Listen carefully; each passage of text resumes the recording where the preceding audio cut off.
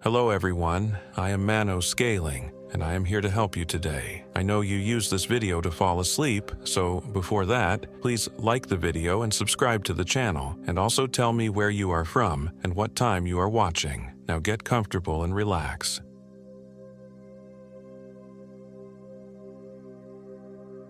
My name is Michael Williams, and I am 34 years old. This happened in the Mark Twain National Forest, deep in the Missouri Ozarks, near a place the locals call Hollow Creek, though I learned too late why they speak of it only in whispers. I should have listened to the warnings. It was supposed to be a simple weekend getaway with my girlfriend Sarah Rodriguez and our close friends Kevin King and his wife Jessica Davis. We'd all been working 60-hour weeks at the accounting firm, drowning in tax season deadlines, and Kevin suggested we needed to disconnect from civilization for a few days. The irony of those words still haunts me. Sarah was hesitant from the start. She'd grown up in rural Missouri and had an almost superstitious fear of the deep woods. "There are places out there that people just don't go," she'd said while we packed our gear. "Places where the old stories come from." But Kevin was persuasive, and Jessica was excited about trying her new photography equipment in a pristine wilderness setting. In the end, Sarah agreed, though I noticed she packed twice as much gear as the rest of us. We chose Hollow Creek because it appeared on no official camping maps. Kevin had found references to it in online forums, backpackers talking about an unmarked trail that led to pristine wilderness, untouched by park services or tourist crowds. The directions were vague. Take Highway 106 west from Winona. Turn north on a gravel road marked by rusted mailbox. Drive until the road ends, then hike northwest following deer trails until you hear running water. The drive took longer than expected. The gravel road was barely more than 2 tire ruts carved through dense timber, and my SUV scraped bottom more than once. When we finally reached the end, a small clearing surrounded by towering oaks and hickories, the sun was already beginning its descent toward the tree line. "This place gives me the creeps," Sarah muttered, pulling her jacket tighter despite the warm September air. The forest around us was unnaturally quiet. No bird songs, no rustling of small animals, just the whisper of wind through leaves that seemed to carry voices from somewhere deeper in the woods. Kevin laughed off her concerns. "It's just because we're not used to real wilderness. This is what nature actually sounds like without traffic and airplanes." But I noticed he kept glancing over his shoulder as we shouldered our packs and started up the trail. The hike to Hollow Creek took us through increasingly dense forest. Ancient trees formed a canopy so thick that daylight filtered down in scattered beams, creating a perpetual twilight atmosphere.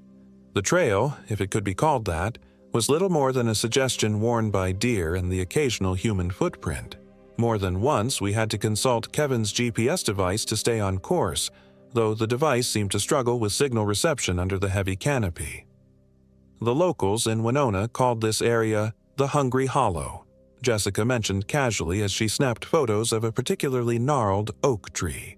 Apparently, there are old stories about people going missing out here. "Missing how?" Sarah asked, her voice tight. "Oh, the usual rural folklore. Hunters who never came back, hikers who vanished without a trace. Probably just people getting lost and exposure getting them." Jessica's dismissive tone didn't match the nervous way she kept checking behind us. When we finally reached Hollow Creek, the sun had disappeared entirely behind the tree line. The creek itself was beautiful in an eerie way, crystal clear water flowing over smooth stones, creating a musical babbling that should have been soothing but somehow wasn't. The sound echoed strangely in the hollow, as if the water was much deeper and wider than it appeared. We set up camp in a small clearing about 50 yards from the creek bank. The ground was surprisingly level and clear of undergrowth, forming an almost perfect circle surrounded by massive trees. "Convenient," Kevin remarked, but something in his voice suggested he found it a little too convenient. As we worked to set up our tents in the gathering darkness, I became aware of a smell that seemed to come and go with the evening breeze, something sweet and rotten, like fruit left too long in the sun. When I mentioned it, The others claimed they couldn't smell anything unusual. "Your imagination's working overtime," Kevin said, but I caught him wrinkling his nose a few minutes later. We managed to get our tents up, and a fire started just as full darkness settled over the hollow. The flames seemed to struggle against the darkness, creating a small bubble of orange light that barely extended beyond our immediate circle. Beyond that bubble, the forest pressed in like a living thing, full of shapes that might have been trees or might have been something else entirely. Dinner was a subdued affair. Our usual chatter died away, replaced by an uncomfortable silence broken only by the crackling of the fire and the strange echoes from the creek.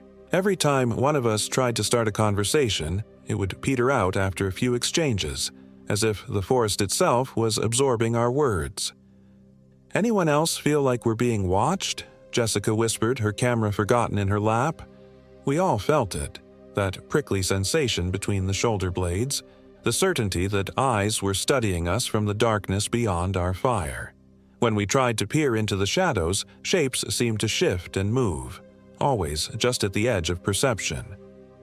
"It's just the unfamiliar environment," Kevin said, but his voice lacked conviction.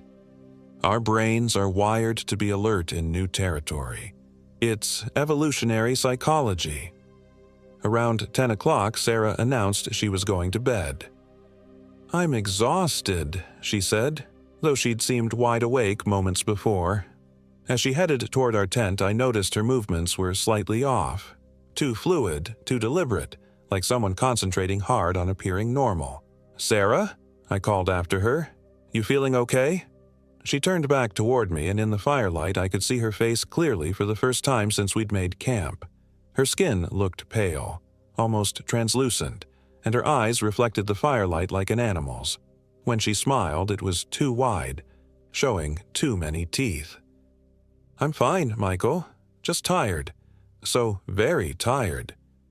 Her voice had a dreamy quality, as if she was speaking from a great distance.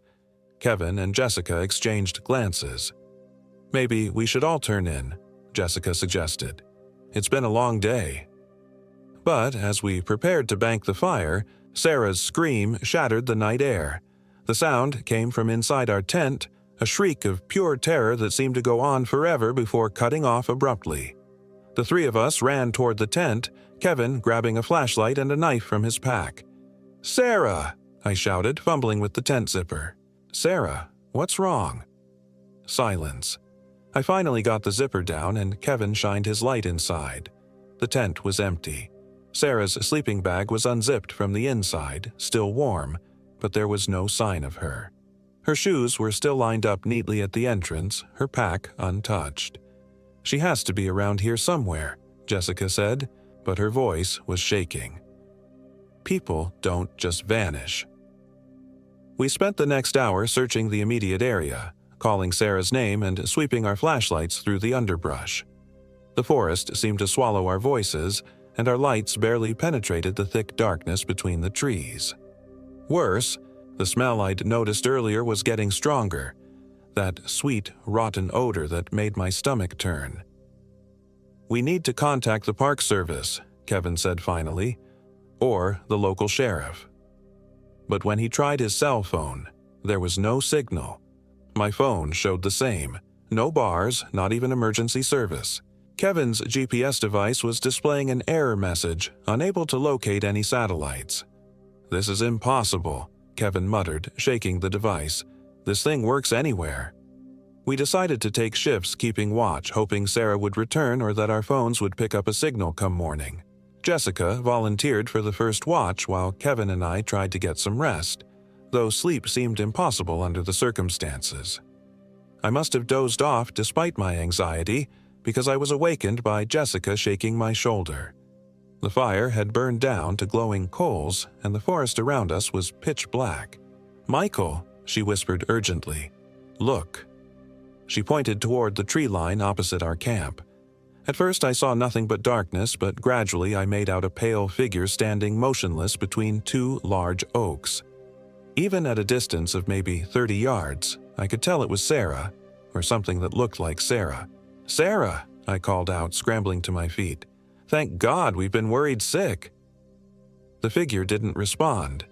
It just stood there, perfectly still, facing our camp. Something about its posture was wrong. Too straight, too rigid, like a mannequin posed by someone who had never seen a real person stand naturally. I grabbed a flashlight and started walking toward her, but Jessica caught my arm. "Wait," she whispered. "Something's not right."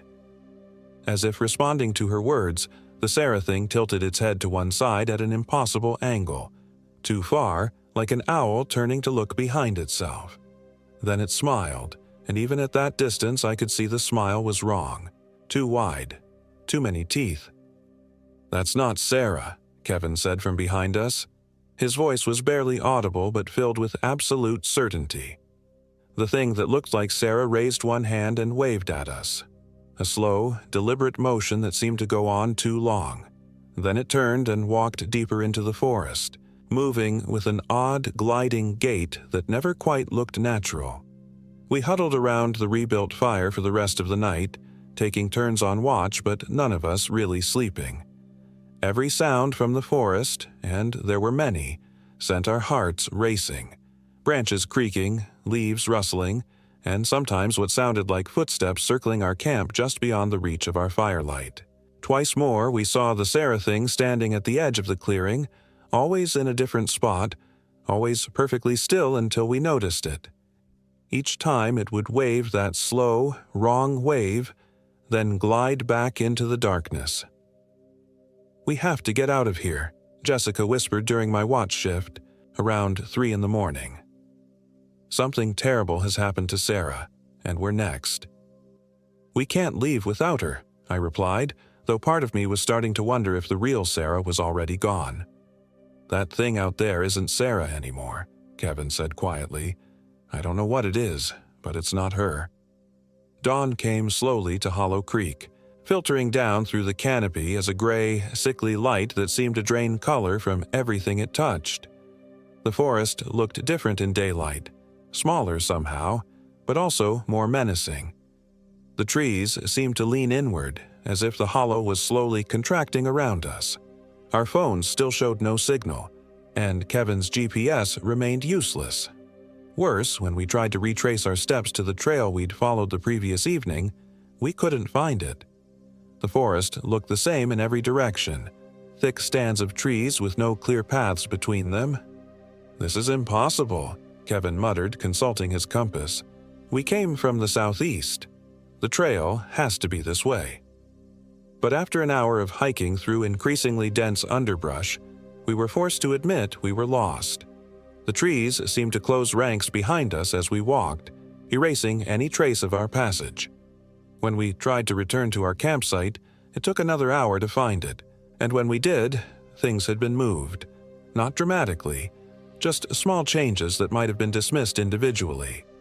Jessica's camera case was turned around. Kevin's boots were facing the wrong direction. My water bottle was sitting on a log instead of next to my pack where I'd left it. "Someone's been in our camp," I said, checking to make sure our gear was still there. "Or something," Jessica added, looking pale and exhausted. Around noon, we heard Sarah calling for help. The voice came from somewhere deeper in the forest, beyond the creek. It sounded exactly like Sarah. Scared, hurt, desperate. My first instinct was to run toward the sound, but Kevin grabbed my arm. "Wait," he said. "Listen." I strained my ears and heard it too, something off about the voice. The words were right, the tone was right, but there was an echo quality to it, as if it was being played back from a recording. And underneath the words, barely audible, was something else. A wet, slithering sound, like something large moving through mud. "Help me," the Sarah voice cried again. "Please, I'm hurt. I can't find my way back." "It's a trap," Jessica whispered. "That's not her." But the voice was so convincing, so perfectly Sarah in distress, that every instinct screamed at me to help. Against my friend's protests, I started toward the creek, following the sound of her voice. The calls led me along the creek bank, through increasingly dense forest. The trees grew larger and more twisted as I went deeper. their branches forming a canopy so thick that it was twilight dark despite the midday sun. The sweet, rotten smell was stronger here, mixed with something else, something that reminded me of a butcher shop. "Michael!" Sarah's voice called from just ahead. "I can see you. Help me, please." I pushed through a screen of low-hanging branches and found myself in a small clearing beside the creek. What I saw there will haunt me for the rest of my life. Sarah was there, but she was wrong in every conceivable way. Her skin was the color of old parchment, stretched too tight over bones that were the wrong shape. Her hair hung in limp, colorless strands, and her clothes were torn and stained with something dark. But worst of all were her eyes, completely black, like holes punched through reality itself. When she saw me, she smiled that too wide smile, showing rows of teeth that were too sharp and too numerous for any human mouth.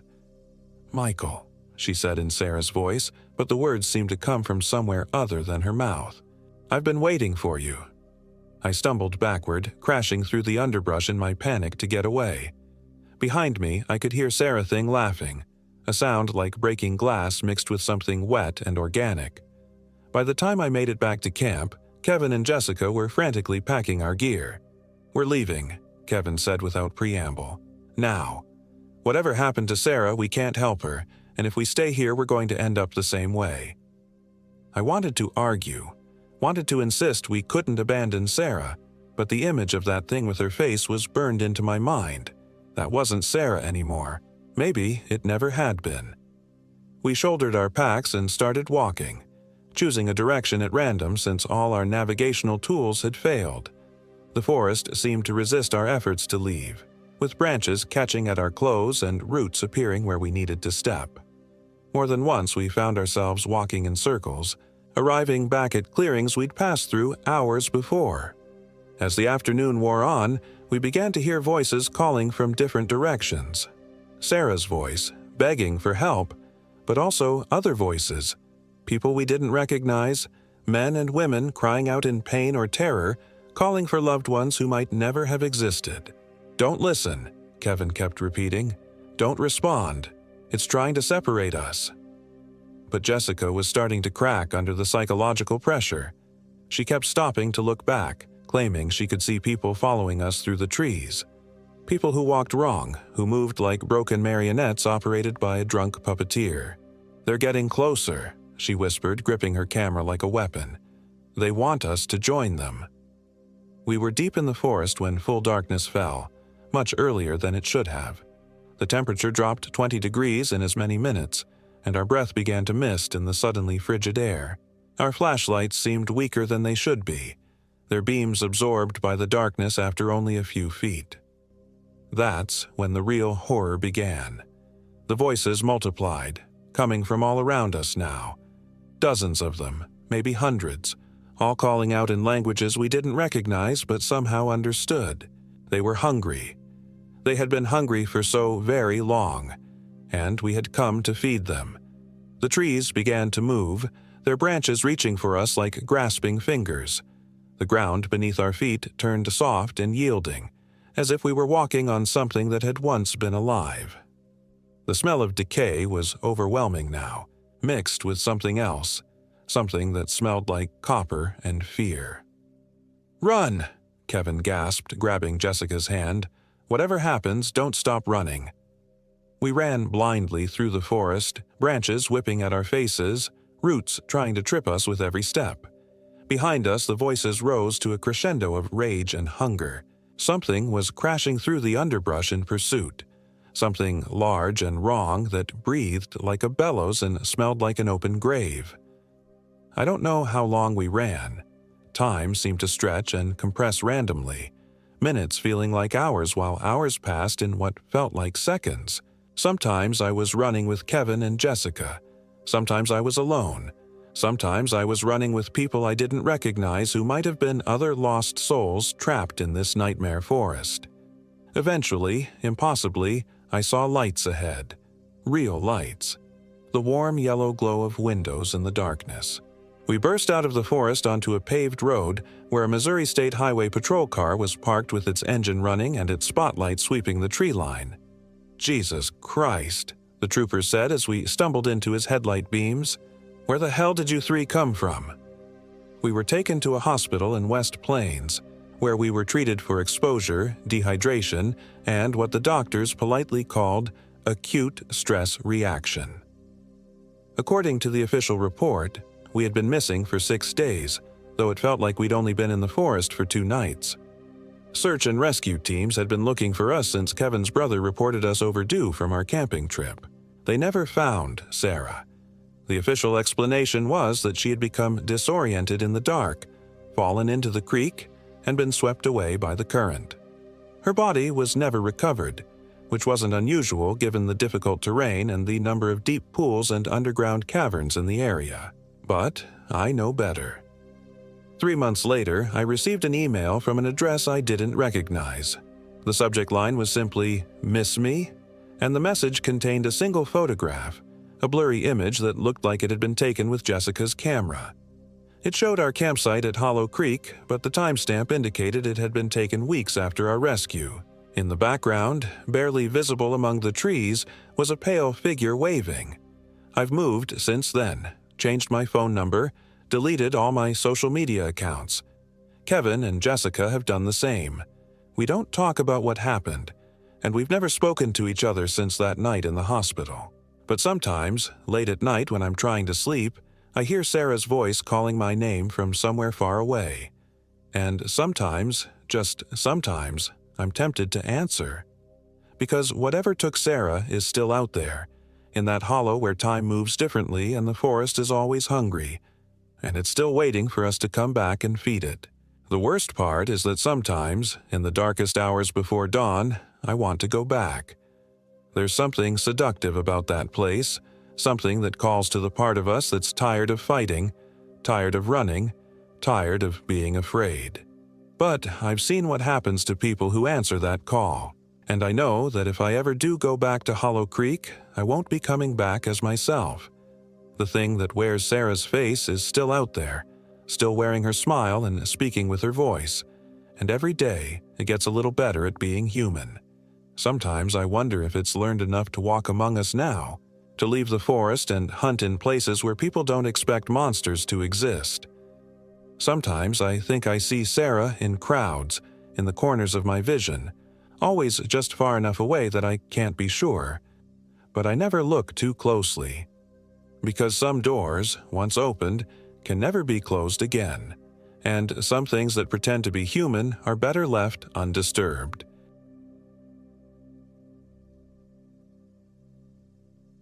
My name is Jennifer Williams, and I am 32 years old.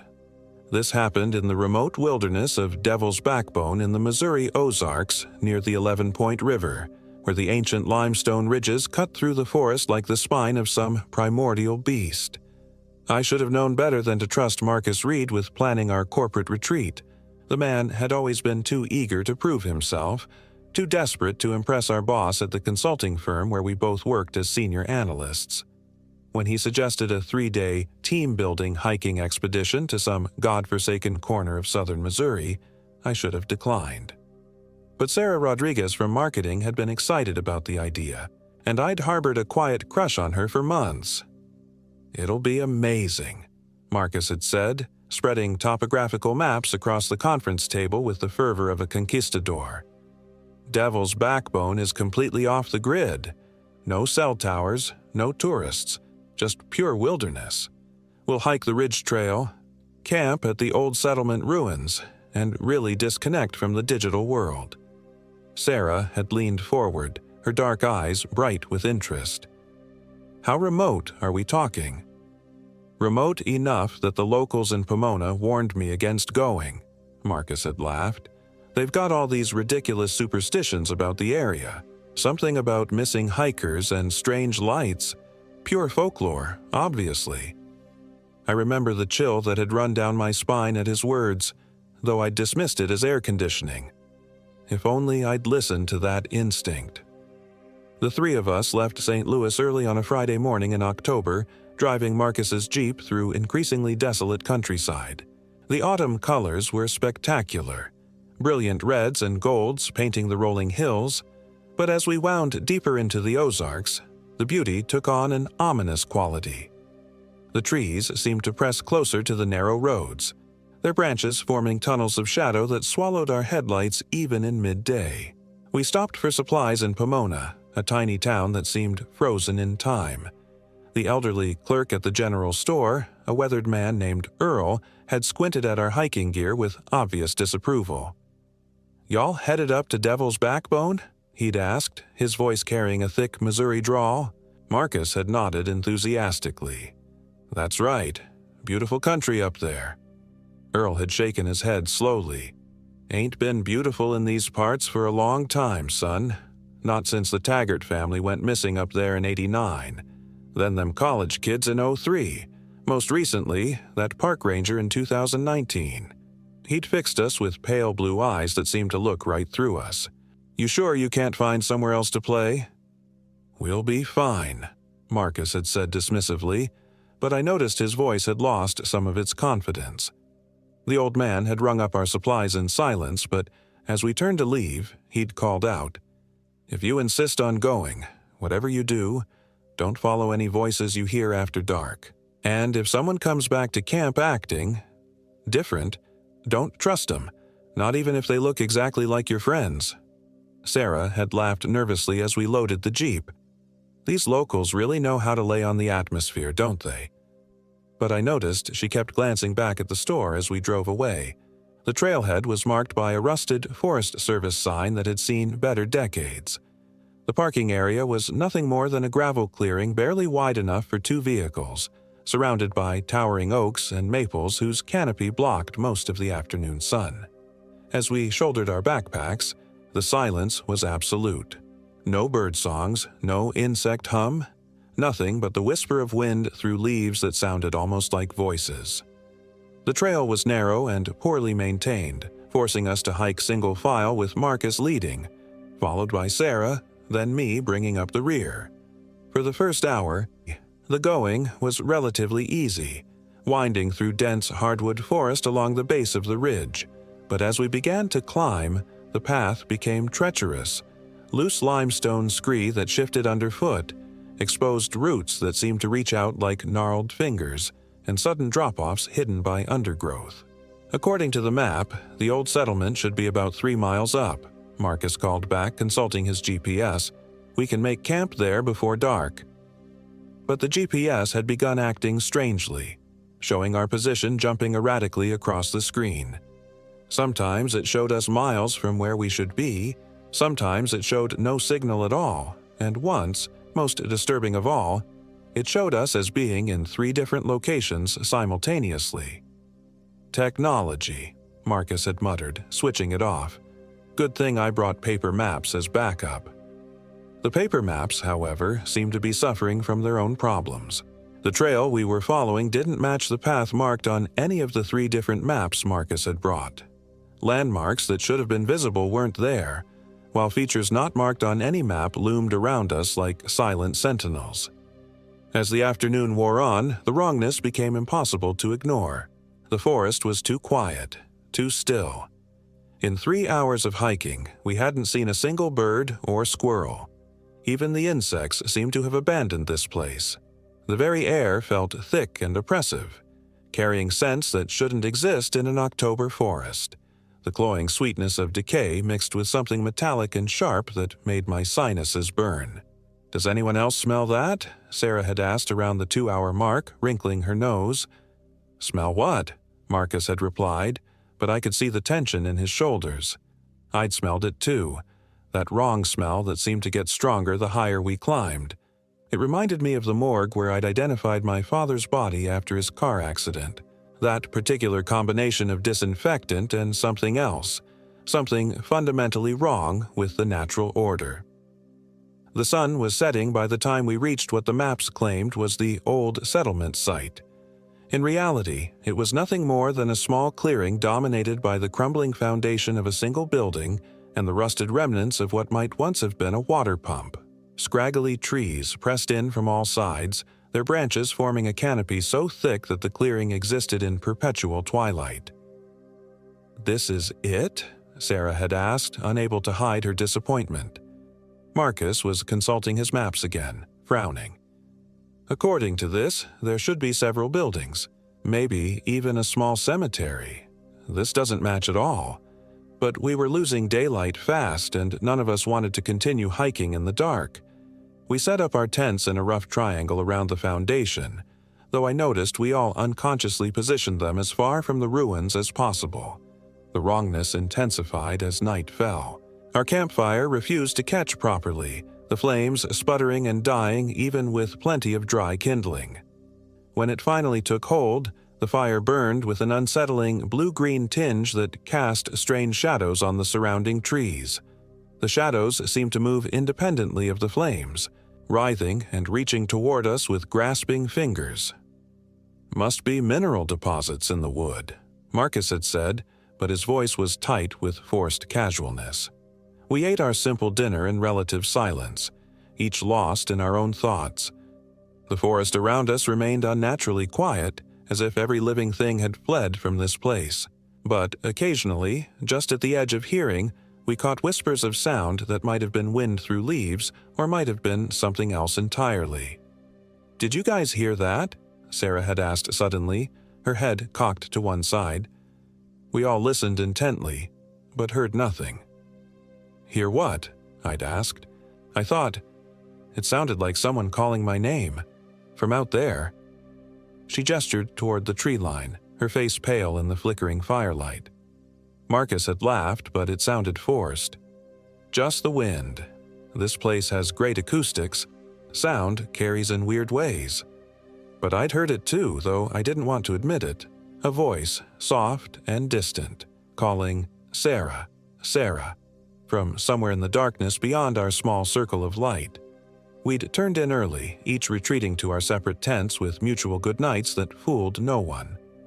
I lay in my sleeping bag, staring up at the tent ceiling, listening to the oppressive silence. My watch showed 11:47 p.m. when I first heard the footsteps. They circled our campsite slowly, deliberately, the soft crunch of leaves underfoot barely audible but unmistakably there. Around and around they went, sometimes pausing directly outside one of our tents before continuing on their endless circuit. I wanted to call out, to wake the others, but something primal kept me frozen in place. The footsteps stopped directly outside my tent. I held my breath, every muscle tensed, waiting. Through the thin nylon wall, I could hear breathing. Slow, measured, wrong somehow in its rhythm. Then, barely a whisper, "Jennifer." My blood turned to ice. The voice was familiar, but I couldn't place it. It sounded like someone I knew, but distorted, as if filtered through water or heard from a great distance. "Jennifer. Come out and play." I squeezed my eyes shut and pressed my hands over my ears, but the voice continued, growing slightly louder, more insistent. "We've been waiting for you, Jennifer. We've been waiting so long." The voice began to change, cycling through different tones and inflections. Sometimes it sounded like my mother, sometimes like Sarah, sometimes like voices I couldn't identify, but that filled me with inexplicable dread. All of them calling my name. All of them wanting me to come outside. I must have fallen into an exhausted sleep sometime after 3 a.m., because the next thing I knew, Sarah was shaking me awake. "Jen, wake up, something's wrong." I sat up groggily, my mouth tasting of copper and fear. "What time is it?" "Almost noon." "Marcus is gone." That snapped me fully awake. "Gone?" "His tent is empty, sleeping bags unzipped from the inside, but all his gear is still here. His backpack, his clothes, even his boots." I crawled out of my tent and looked around our campsite. In the harsh light of day, everything looked different but no less wrong. The ashes of our fire were cold and gray, but arranged in a perfect spiral that neither of us remembered creating. Marcus's tent stood open, gaping like a mouth, with his belongings scattered around as if he'd left in a hurry. "Maybe he went to find water," I suggested, though I didn't believe it myself. "In his bare feet? Without telling us?" Sarah shook her head. "No, something happened to him." We spent the morning searching the immediate area, calling his name until our voices were hoarse. But the forest swallowed our shouts without even an echo, and we found no trace of Marcus except for a single footprint in the soft earth near the old foundation. A bare human foot, but wrong, somehow, with 2 long toes that ended in what looked like claws.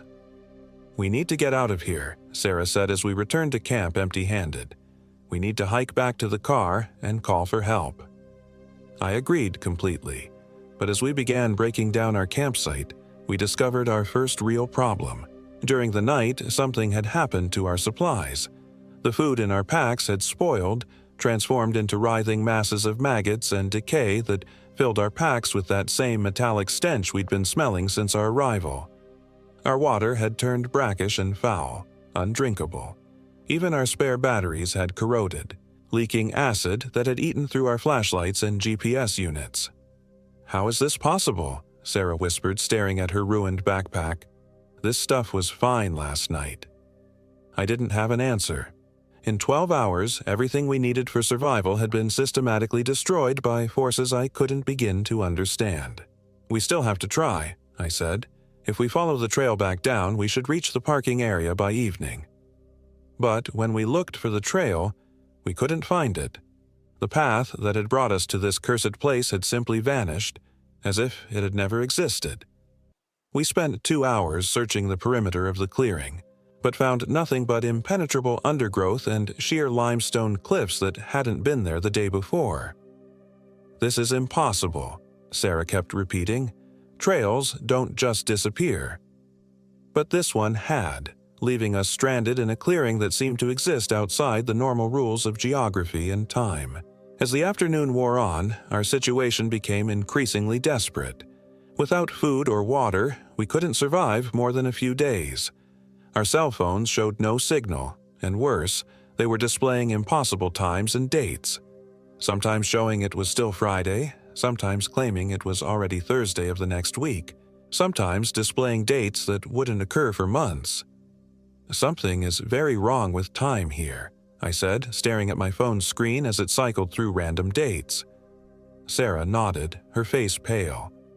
"I keep feeling like I'm forgetting something important, like there's something I should remember about this place, but every time I try to focus on it, it slips away." I knew exactly what she meant. There was a constant feeling of déjà vu, as if we'd had these conversations before, lived through these moments in some other timeline. Sometimes I would start to say something, only to realize I'd already said it, though I couldn't remember when. As darkness approached, we made the decision to stay another night, hoping that morning would bring clarity or rescue.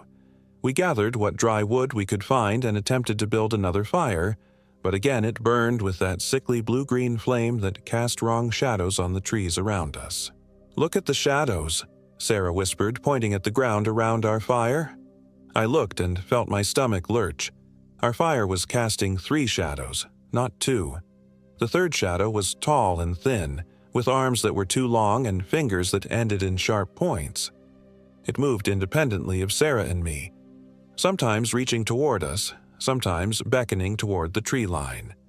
"Whose shadow is that?" Sarah asked, her voice barely audible. I couldn't answer because I was beginning to suspect I knew. The shadow looked familiar. The height was right, the build was right. It looked like Marcus, but wrong, distorted, as if seen through a funhouse mirror. That's when we heard his voice. "Sarah, Jennifer, where are you?" The call came from the forest beyond our firelight, distant but unmistakably Marcus. Sarah jumped to her feet, relief flooding her face. "Marcus, we're here, over here." "Sarah, wait," I grabbed her arm. "Something's not right." "Jennifer, we've been looking everywhere for you," the voice called, closer now. "Why did you leave us?" Us. He'd said us, but he was alone when he'd disappeared. "Marcus, come into the light where we can see you," I called back. "I can't," came the reply. "I'm hurt. I need help. Please come to me." Sarah tried to pull away from my grip. "Jen, he needs our help." But something about the voice was wrong. It was Marcus's voice, but it carried too well through the forest, arriving at our ears with perfect clarity despite the distance. And there were other sounds underneath it, a wet, sliding noise like something being dragged through mud. "Please," the Marcus voice called. "I'm so cold. I can't feel my legs." The third shadow by our fire began moving more frantically, reaching toward the source of the voice. "Marcus, if that's really you, tell us what you talked about on the drive up here," I called back. Silence stretched between us and the forest. Then, after a long pause, "I don't remember. Please, just help me." Sarah looked at me with growing alarm. The Marcus we knew never forgot anything. His memory was legendary at the office. He could recite conversations word for word weeks after they'd happened. "That's not Marcus," I whispered. The voice, when it came again, was different, colder, angry. "Sarah, Jennifer, you're being very unfriendly. Don't you want to see your friend Marcus again?" Something crashed through the underbrush, large and moving fast. The third shadow by our fire elongated, stretching toward the sound. "Run!" I screamed. We bolted from the fire, plunging into the forest without direction or plan. Behind us, something roared, a sound that no human throat could make, filled with rage and hunger. Trees exploded as whatever was chasing us smashed through them, gaining ground with each passing second. Sarah stumbled, crying out as she fell. I helped her to her feet, feeling warm wetness on her leg that I prayed was only sap from the trees. "This way," I gasped, pulling her toward what looked like a gap in the underbrush. We squeezed through the opening and found ourselves in a narrow ravine, steep walls rising on either side. It was a dead end, but at least it hid us from whatever was pursuing us. We pressed ourselves against the cold limestone and tried to quiet our breathing. The crashing stopped. Silence fell over the forest, broken only by our rapid heartbeats and the drip of water somewhere in the darkness. Then we heard the voice again, but now it was directly above us, coming from the rim of the ravine. "I know you're down there," it said, and now it didn't sound like Marcus at all.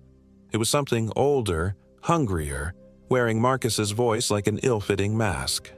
"I can smell your fear. I can hear your hearts beating." A pebble fell from above, then another. Something was moving up there, right at the edge. "He was delicious, you know," the thing continued conversationally. "Your friend Marcus, I've been wearing him since last night, learning how to be him. But I'm still hungry. I'm always hungry." Sarah bit her hand to keep from screaming. I wrapped my arms around her, feeling her shake with terror. "The others were easier," the voice went on. "The Taggarts, those college students, the park ranger, they didn't have friends to notice the differences. But you two, you're making this difficult." More pebbles rained down. Whatever was up there was getting closer to the edge. "I'll make you a deal," it said. "One of you can go free. Just push the other one out where I can reach her and I'll let you walk away. I only need one more to complete the set." I felt Sarah stiffen in my arms. For a terrible moment I wondered if she was considering it. But then she squeezed my hand and I knew we were in this together. "Go to hell," I called up. The thing laughed, a sound like breaking glass. "Hell? Oh no, I'm from somewhere much worse than hell. Hell has rules. Where I come from, there are no rules at all." A shape appeared at the rim of the ravine, silhouetted against the stars.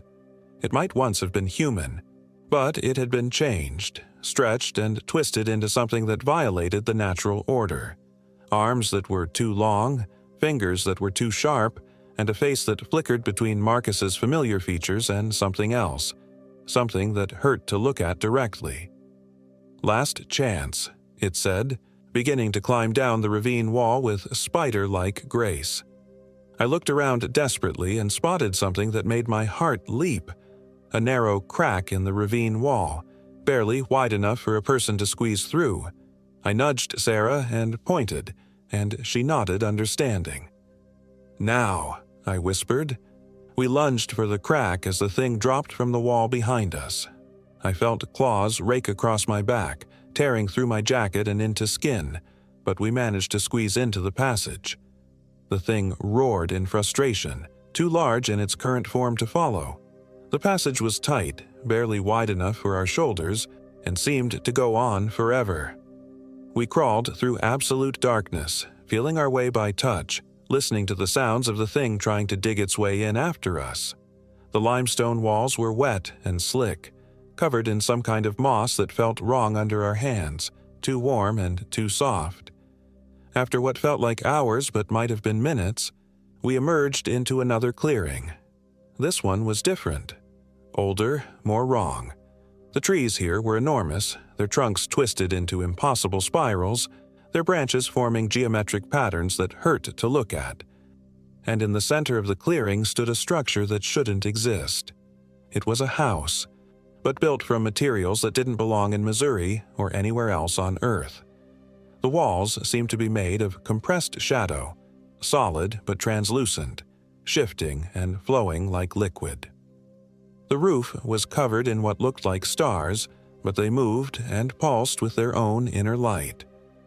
The windows glowed with the same blue-green fire we'd seen in our campfire, and through them we could see shapes moving inside. "What is that place?" Sarah whispered. Before I could answer, the front door opened. Marcus stepped out. But this wasn't the twisted thing that had chased us through the forest.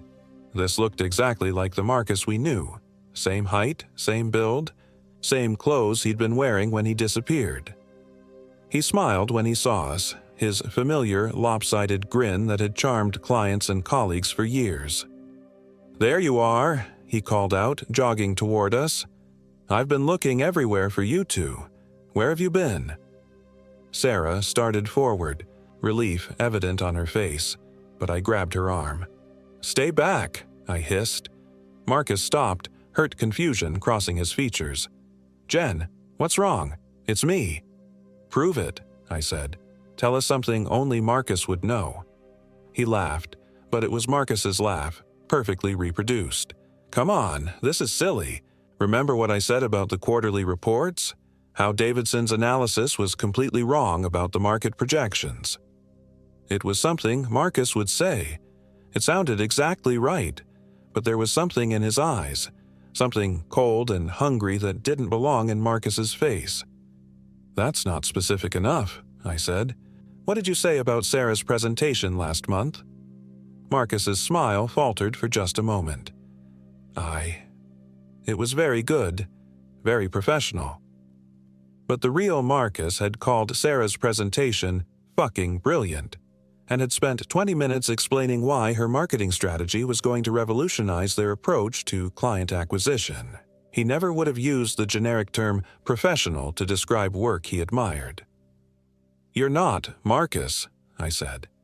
The thing wearing Marcus's face dropped all pretense. Its smile became something terrible, stretching too wide, revealing teeth that were too sharp and too many. "Clever girl," it said in Marcus's voice, "but you're too late. Look around you, Jennifer. Do you recognize this place?" I looked around the clearing again, and with growing horror, I realized I did recognize it. It was our original campsite, but wrong, changed. The foundation we'd camped beside was now a towering structure of impossible architecture. The trees that had pressed in around us had grown into twisted monuments to geometry that shouldn't exist. "Time works differently here," the Marcus thing explained. "You've been here much longer than you think. Days, weeks, months. It all blends together eventually. The hunger makes time. Fluid." I looked at Sarah and saw my own horror reflected in her face. Her clothes were torn and dirty, far more so than they should have been after just one day in the forest. Her hair was longer, her face thinner. How long had we really been here? "What do you want?" I asked. "To complete the collection," it said, gesturing toward the impossible house. "The Taggarts are in there, what's left of them. The college students, the park ranger, all the others who found their way to this place. They're all still here in a way, still part of the feast." Through the glowing windows of the house I could see shapes moving. Some of them looked human, but wrong, stretched and distorted. Others were barely recognizable as having once been people. They pressed against the windows, their faces twisted in silent screams. "But I need one more," the thing continued. "One more to complete the pattern, to open the final door, and then I can leave this place, walk among your kind without restriction." It began to change as it spoke, Marcus's familiar features melting and flowing like wax. What emerged was something that had never been human, something from spaces between spaces, from the gaps in reality where unthinkable things waited for their chance to slip through. "Choose," it said in a voice like breaking bones. "Which one of you wants to join Marcus? Which one wants to complete the set?" I felt Sarah's hand slip into mine and I squeezed it tight. We'd worked together for 3 years, shared countless lunches and after-work drinks, supported each other through breakups and family crises. I wasn't going to let this thing have her. "Neither," I said. The creature laughed. "You don't have a choice. This place is mine. These woods are mine.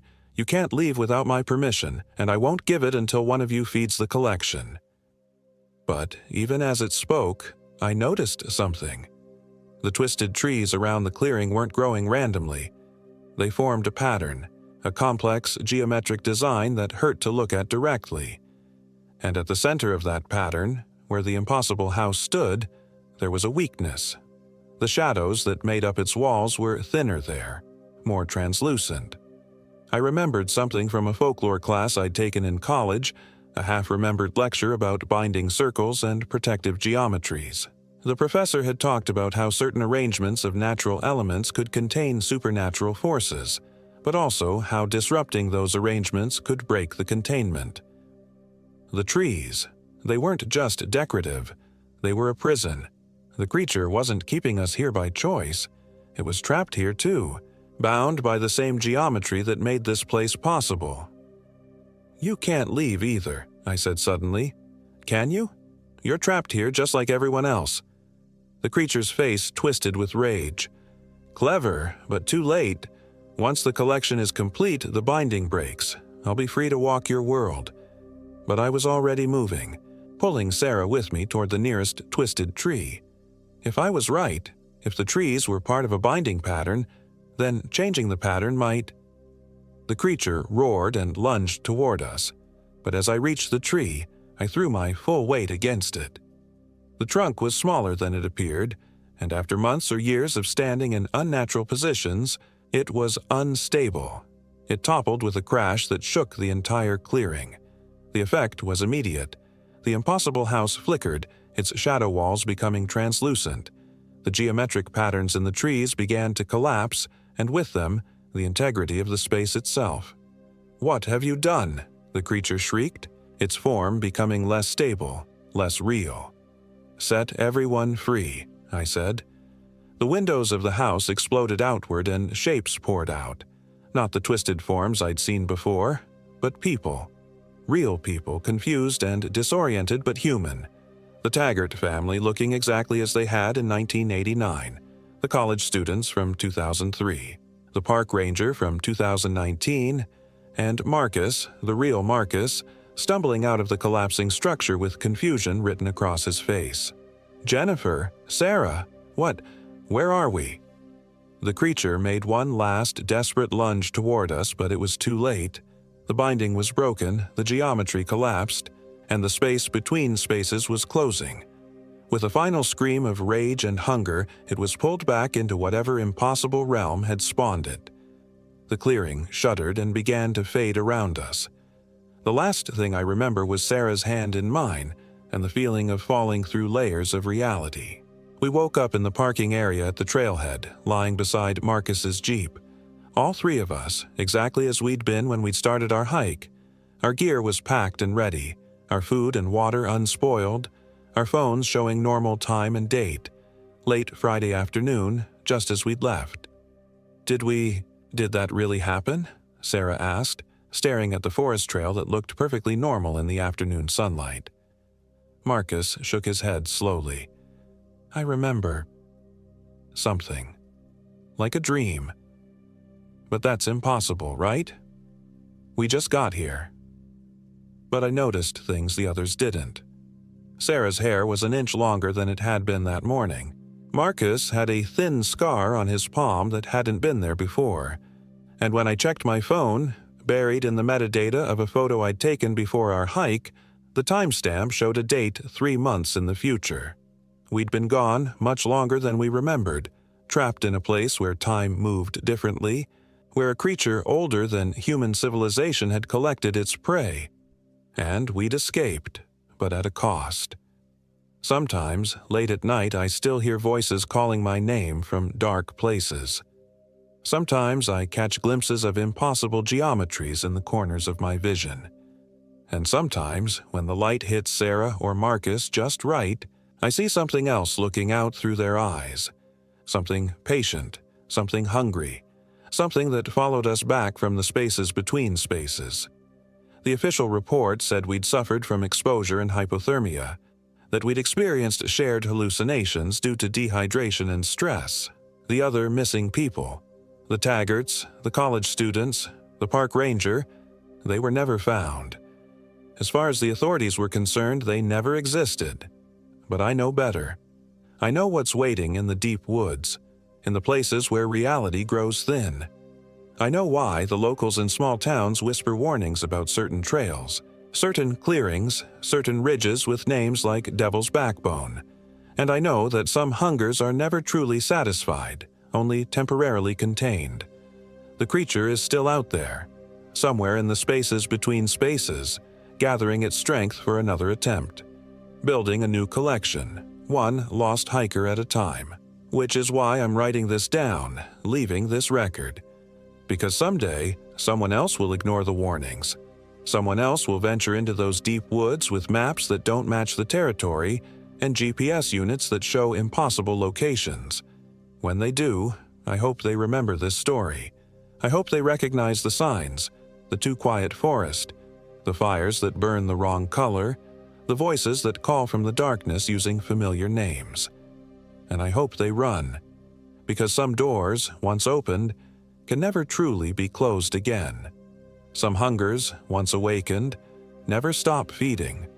The woods are patient. They can wait, but they're always hungry.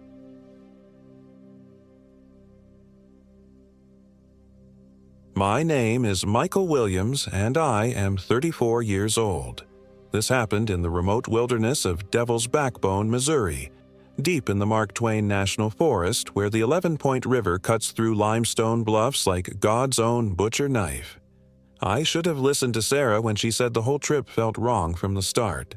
My wife has always had better instincts than me, but I was so desperate to prove something to myself, to her, that I brushed off her concerns like gnats. 3 months of unemployment will do that to a man. Make you stupid, make you stubborn. We need this, Sarah, I told her as we loaded our gear into the Subaru. Just us, away from everything, away from the job interviews and the bills and the looks people give you when you tell them you're between opportunities. She'd nodded, but I caught her checking the weather app for the 3rd time that morning. The forecast showed clear skies for our 4-day backpacking trip, but Sarah kept frowning at her phone like it was lying to her. Our friend Jake Martinez had recommended the area, a section of the Mark Twain National Forest that most tourists never see, where the 11-Point River carves through some of the most isolated terrain in Missouri. Jake worked for the Missouri Department of Conservation and knew all the hidden gems. He'd given us detailed maps and GPS coordinates for a primitive campsite near Devil's Backbone Ridge. It's called that because of the way the limestone formation looks from below, Jake had explained, tracing the ridgeline on his topographical map, like vertebrae of some massive beast. The Cherokee used to say it was cursed land, but that's just old folklore. You'll love the solitude. The drive took us deeper into the Ozark Mountains than I'd ever been. Cell service died somewhere past Alton, and the GPS started giving us nonsensical directions, telling us to turn right onto roads that didn't exist, recalculating endlessly until Sarah finally switched it off in frustration. "We have Jake's maps," she said, but her voice carried that tight edge it got when she was trying not to panic. Paper doesn't lie. The trailhead was exactly where Jake said it would be, marked by a weathered wooden sign that looked like it hadn't been maintained in years. The paint was so faded I could barely make out the words Devil's Backbone Trail, 7.2 miles to Ridge Camp. Below that, someone had carved "Stay Away" in fresh letters that still bled sap. "Probably just local kids," I said, shouldering my pack, but the words felt hollow even as I spoke them. The trail started easy enough, a well-worn path through dense hardwood forest that had already begun its autumn transformation. Maples blazed red and gold above us, and the air carried that crisp bite that makes you want to fill your lungs until they ache. For the first hour, I actually felt optimistic. This was exactly what we needed. Then we hit the first switchback, and something changed. The forest went quiet. Not gradually, like it does when a storm approaches, but all at once, like someone had thrown a switch. No bird calls, no rustling of small animals in the underbrush. Even our footsteps seemed muffled, as if the very air had thickened around us. Sarah stopped walking. "Do you hear that?" I listened, straining my ears. "I don't hear anything." "Exactly." She turned in a slow circle, scanning the tree line. Nothing. No insects, no birds. When does that ever happen in the woods? I wanted to tell her she was overthinking it, but the silence was unnerving.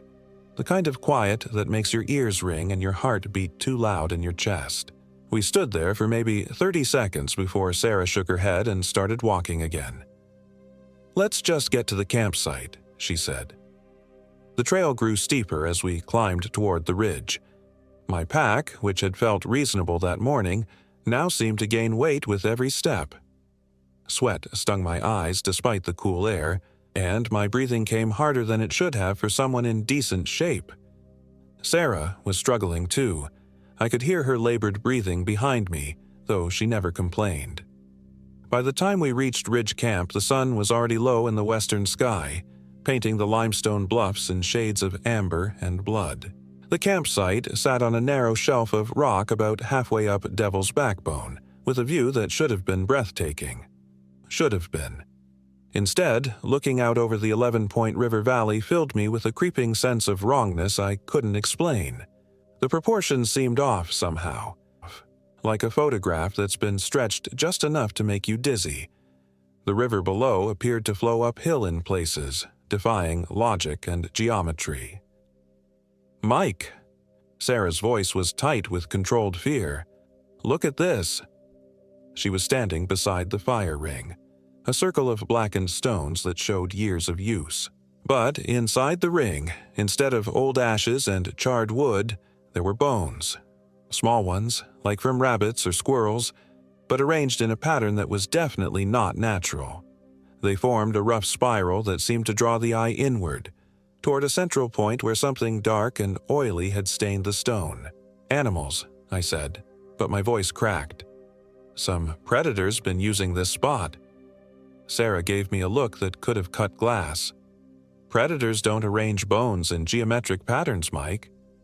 I kicked the bones apart, scattering them into the surrounding brush. The dark stain remained, and when I knelt to examine it closer, I caught a whiff of something that made my stomach lurch. Not decay exactly, but something organic and wrong, like meat that had been left in a hot car for days. "We could hike back down," Sarah said quietly. "Find another spot."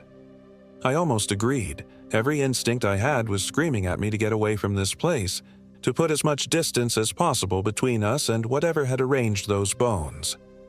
But the rational part of my brain, the part that had been unemployed for 3 months and desperately needed to prove I could still provide for my wife, rebelled against the idea. "It's getting dark," I said, pulling our tent from my pack. "We'd never make it back to the car safely. Besides, it's probably just local kids trying to spook campers." Sarah didn't argue, but I could feel her watching me as I set up the tent with shaking hands. The nylon snapped and popped in a wind that didn't seem to exist anywhere else, as if the campsite sat in its own pocket of disturbed air. We ate dinner in near silence, freeze-dried beef stew that tasted like salted cardboard, while the sun disappeared behind the western ridge. Full darkness came faster than it should have, like a curtain dropping, and with it came sounds that had no business existing in a Missouri forest. It started as a low humming, barely audible over the wind. Sarah heard it first, tilting her head like a dog picking up a distant whistle. "What is that?" I listened, and there it was, a droning sound that seemed to come from everywhere and nowhere at once. Not mechanical, but not natural either. It rose and fell in irregular patterns that made my teeth ache. "Insects, maybe?" I suggested, but we both knew it wasn't insects. The sound grew louder as the night deepened, joined by other noises that defied easy explanation. Scratching sounds that could have been branches rubbing together, if branches made noise like fingernails on chalkboard. Footsteps that stopped whenever we tried to pinpoint their direction. And underneath it all, that relentless humming that seemed to vibrate in my bones. Sarah crawled into the tent first, and I followed after banking our fire. The flames had been burning strangely all evening, too blue, too quiet, casting shadows that moved independently of their source. When I covered the coals with dirt, the darkness that rushed in felt alive. Inside the tent, Sarah pressed against me, her body rigid with tension. "Something's wrong with this place, Mike. Really wrong." I held her, feeling her heart hammering against my chest, and tried to think of something reassuring to say. But the words wouldn't come, because deep down, I knew she was right. This wasn't just imagination or pre-trip nerves. Devil's Backbone was wrong in ways that went beyond logic or explanation. The humming continued through the night, sometimes fading to a whisper, sometimes swelling to a volume that made the tent walls vibrate. But it was the other sounds that kept me awake, the ones that sounded almost like voices, conversations in a language I didn't recognize, rising and falling just beyond the edge of comprehension. Laughter that went on too long and climbed too high. And once, around 3 a.m, something that sounded exactly like Jake Martinez calling my name from somewhere in the forest below. "Mike! Mike, where are you? I've been looking everywhere." Sarah's fingernails dug into my arm. "That's not Jake," she whispered. "Mike! Sarah! Are you up there? I need help." The voice was perfect. Jake's distinctive slight accent, the way he always sounded a little out of breath when he was excited. If I hadn't known Jake was 200 miles away in Jefferson City, I might have unzipped the tent and called back. Instead, I lay perfectly still and listened to my friend's voice pleading for help from the darkness, growing more desperate and distorted with each repetition until it finally faded away, replaced by that awful humming. Morning came like a reprieve. The strange sound stopped with the first hint of dawn, and when I crawled out of the tent, the campsite looked almost normal in the gray pre-sunrise light. Almost. Our backpacks had been moved. Not far, maybe 6 feet from where we'd left them, but they'd definitely been repositioned. They sat in a perfect line pointing toward the edge of the cliff like arrows indicating the quickest route to a 100-foot drop. "We're leaving," Sarah said behind me. She was already stuffing her sleeping bag into its compression sack with jerky, panicked movements. "Right now." I wanted to agree, but something held me back. Pride, maybe, or stubbornness, or that particular brand of male stupidity that confuses recklessness with strength. "Let's at least have breakfast first, figure out what we're dealing with." "What we're dealing with is a place that wants us dead," Sarah snapped. "I don't need breakfast to figure that out."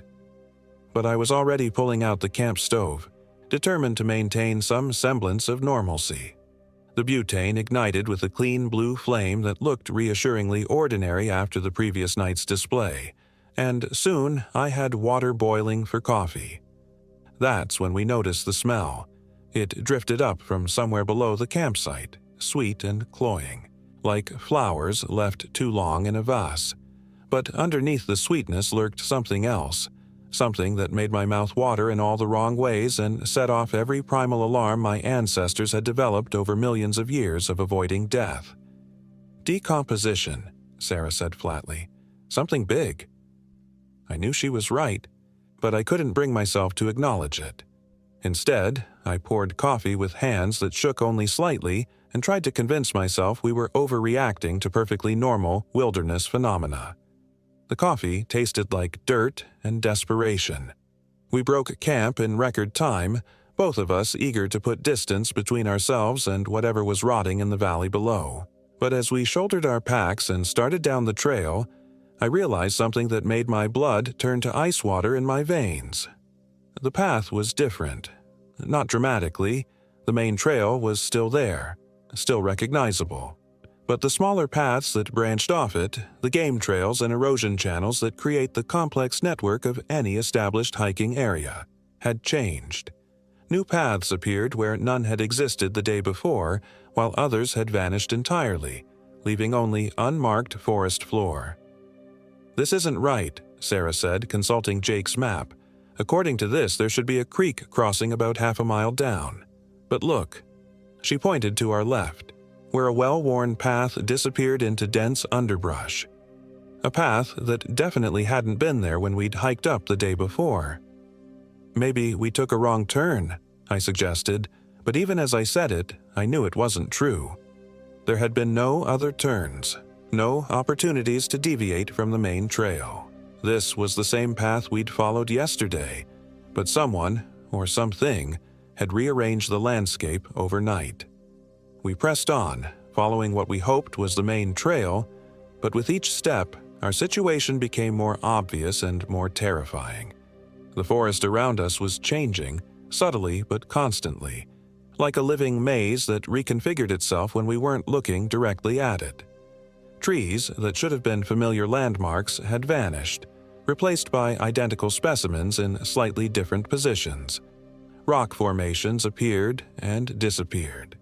And always that sweet smell of decay grew stronger, as if we were walking directly toward its source no matter which direction we chose. After 2 hours of hiking, we should have reached the trailhead. Instead, we found ourselves at the edge of a cliff that hadn't existed the day before, looking down at a valley that bore no resemblance to the 11-point river drainage we'd hiked through. This valley was wrong in ways that hurt to perceive directly. The geometry didn't add up. Streams flowed uphill, shadows fell in directions that defied the position of the sun, and the far ridge seemed to curve back on itself like a Mobius strip made of stone and vegetation. But it was what lay at the bottom of the valley that made Sarah grab my arm so hard I knew I'd have bruises later. Bodies. Dozens of them, maybe hundreds, scattered across the valley floor like broken dolls. From our vantage point, they looked small and distant, but I could see enough detail to know they weren't animal carcasses. The proportions were wrong for deer or elk. These were human remains, and they'd been there long enough to partially skeletonize, though patches of clothing and tissue still clung to the bones. "Oh, God," Sarah whispered. "Oh, God, Mike, what is this place?" I couldn't answer because I was too busy fighting the urge to vomit. The sweet smell of decay rose from the valley like heat waves, carrying with it undertones of something else, something that might have been incense or might have been sulfur, depending on how the wind shifted. We backed away from the cliff edge, both of us shaking, and tried to process what we'd seen. A mass grave in the middle of the Missouri wilderness. Dozens of people who'd disappeared without a trace, their bones picked clean by time and whatever scavengers called this cursed valley home. "We need to get out of here," Sarah said, and this time I didn't argue, but getting out proved impossible. Every path we tried led us in circles, bringing us back to the same landmarks again and again. The cliff. A lightning-struck oak that leaned at an impossible angle. A boulder shaped like a crouching figure that seemed to watch us with eyes carved from shadow. By midday, we'd hiked in every direction from our starting point and covered easily twice the distance that should have brought us back to the trailhead. Instead, we were lost in a landscape that followed no earthly rules, where up and down were suggestions rather than laws, and the very act of observation seemed to reshape reality. That's when Sarah disappeared. One moment she was walking beside me, muttering curses under her breath as she struggled with Jake's increasingly useless map. The next moment, I turned to ask her a question and found myself talking to empty air. "Sarah," I called, spinning in a circle. "Sarah!" No response. Not even an echo. The forest absorbed my voice like a sponge, leaving behind that terrible silence that had marked our arrival at this place. I retraced my steps, searching for any sign of where she might have gone. No footprints in the soft earth, no broken branches or disturbed vegetation. She'd simply vanished as completely as if she'd never existed. I spent the next hour calling her name until my voice gave out, exploring every game trail and deer path in increasingly desperate spirals around the spot where I'd last seen her. But the forest gave up no secrets, and as the afternoon wore on, I was forced to accept a truth that threatened to shatter what remained of my sanity. I was alone in a place that existed outside the normal world, where the dead lay stacked like cordwood in impossible valleys and the living vanished without a trace. That's when I heard her calling back. "Mike!" Sarah's voice, faint but unmistakable, drifting through the trees from somewhere ahead of me. "Mike, where are you? I'm scared." Relief flooded through me like ice water. I crashed through the underbrush toward the sound of her voice, pushing aside branches that seemed to grab at my clothes and tear at my skin with unusual persistence. "Sarah, keep calling. I'm coming. Mike, hurry. Something's wrong." Her voice led me deeper into the forest, always just ahead, always just out of sight. I followed it through increasingly dense vegetation, over fallen logs slick with moss that tried to trip me, past trees that groaned and swayed despite the absence of wind. And slowly, as I stumbled through the green twilight beneath the canopy, I began to notice things about Sarah's voice that hadn't registered in my initial relief. The way it never seemed to get closer despite my progress toward it. The way it repeated the same phrases, "Mike," and "Where are you?" and "I'm scared," like a broken recording.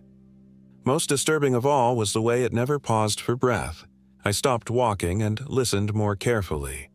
Sarah's voice continued its loop, calling my name and expressing fear in exactly the same tones, with exactly the same inflections, over and over and over. "Sarah," I called tentatively, "can you hear me?" The voice stopped mid-sentence, cut off as abruptly as a radio being switched off. The silence that followed was so complete it seemed to have physical weight, pressing down on me from all sides. Then, from directly behind me, Sarah spoke in a voice I recognized but that carried undertones I'd never heard before. "Mike, there you are. I've been looking everywhere."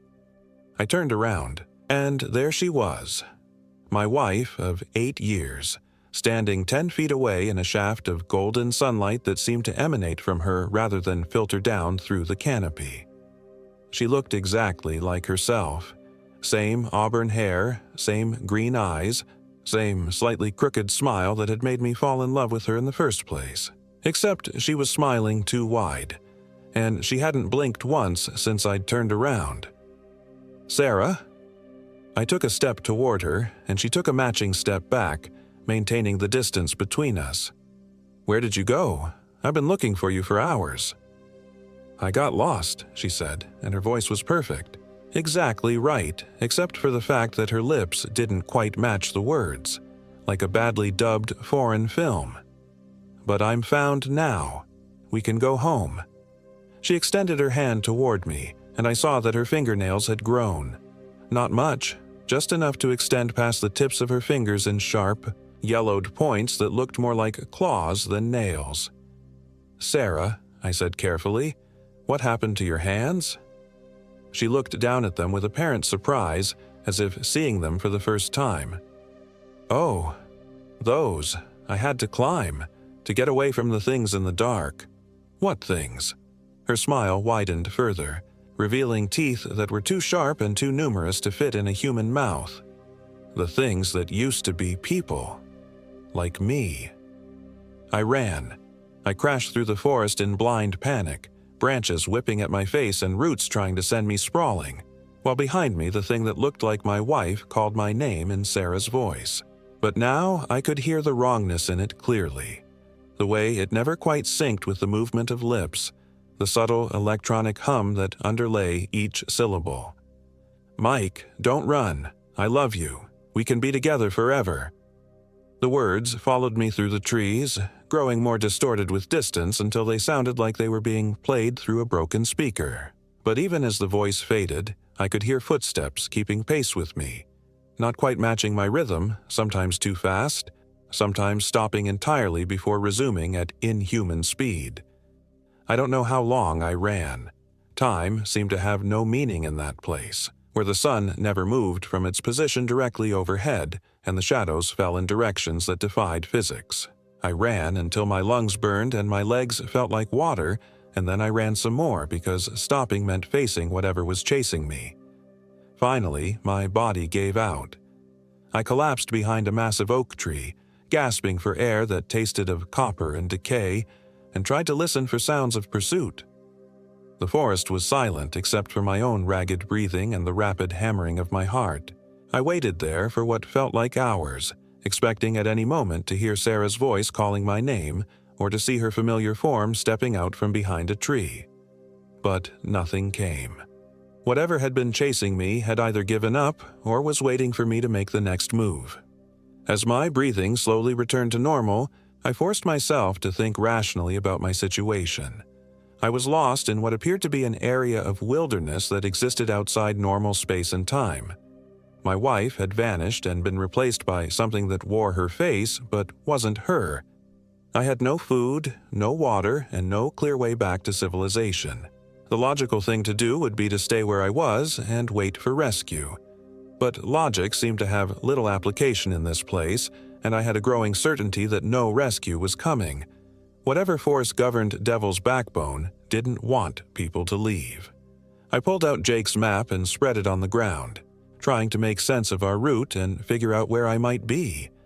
But the map might as well have been written in hieroglyphics. The terrain features it showed bore no resemblance to the landscape around me, and the trail markers and elevation contours seemed to shift and rearrange themselves even as I watched. That's when I noticed something that made my blood freeze. In the margin of the map, written in Jake's familiar handwriting, were notes I hadn't seen before. Or maybe they'd always been there and I simply hadn't looked closely enough. Either way, they were there now, scrawled in fading pencil along the edge of the paper. Devil's Backbone. Indigenous name, place where the dead walk. Local folklore. People go missing.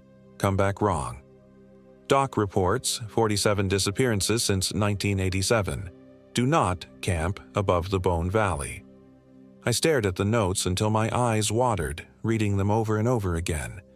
Jake had known. He'd known this place was dangerous, known about the disappearances and the folklore, and he'd sent us here anyway. Why?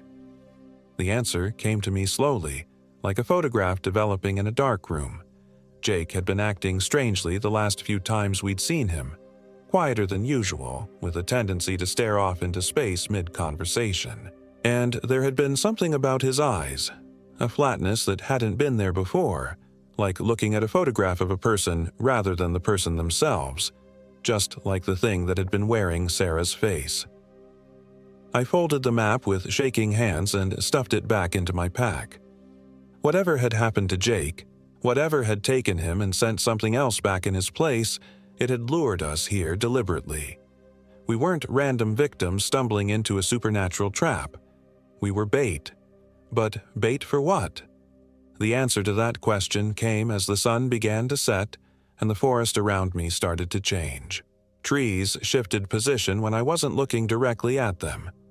Paths appeared and disappeared, and from somewhere in the distance came the sound of voices. Dozens of them, maybe hundreds, all calling my name in tones of desperate pleading. Some of the voices I recognized. Sarah, of course, still calling for me to come back, still claiming to love me in words that dripped with electronic distortion. But there were others too. My brother Tom, who'd died in a car accident 3 years ago, my father, gone from cancer when I was 22, old friends, distant relatives, people I hadn't thought about in years, all of them calling my name, all of them begging me to come closer. I pressed my back against the oak tree and closed my eyes, trying to block out the voices, but they seemed to come from inside my head as much as from the forest around me.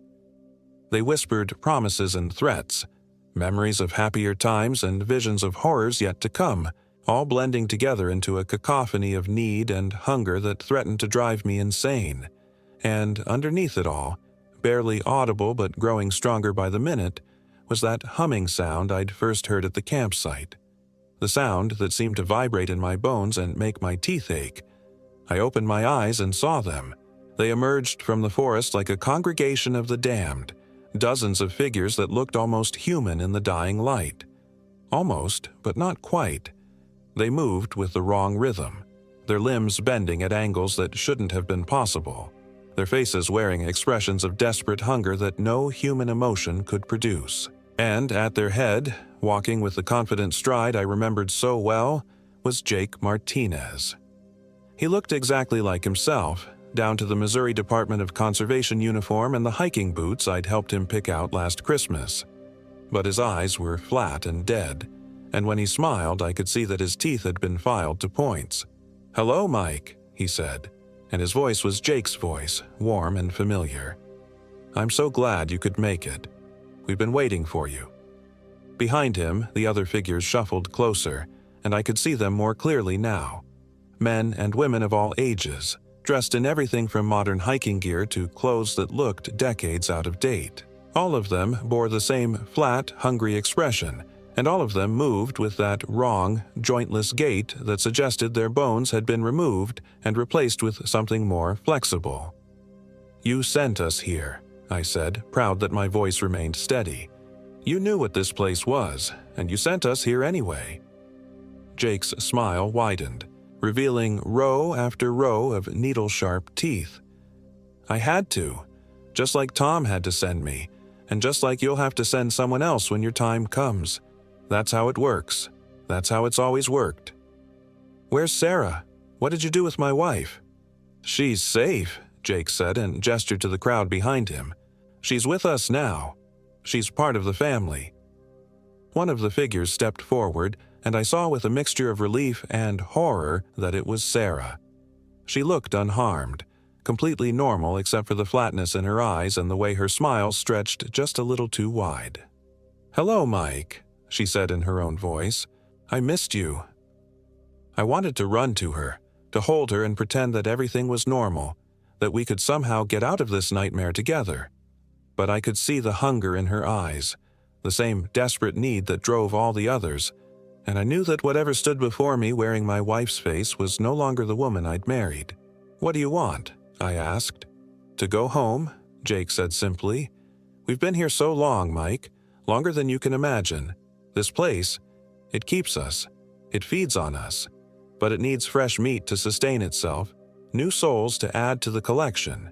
Send it enough people, and it might let one of us go." "Might?" Jake's expression flickered for just a moment, and I saw something that might have been doubt cross his face.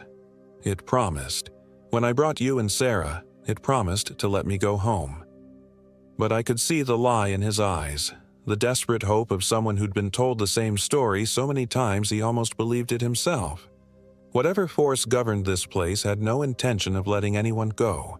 It would keep taking and taking until there was nothing left to take. "I won't do it," I said. "I won't bring anyone else here." The crowd of hungry dead took a step closer, and their collective moan of disappointment sent vibrations through the ground beneath my feet. But Jake held up a hand, and they stopped. "You will," he said with absolute certainty, "because if you don't, we'll keep you here forever. And eventually the hunger will drive you mad, and you'll become like us. Wouldn't you rather go home to your life, your job, your future? All you have to do is bring us one person, just one." I looked at Sarah, at the thing that wore her face and spoke with her voice, and felt something inside me break. "You're not her," I whispered.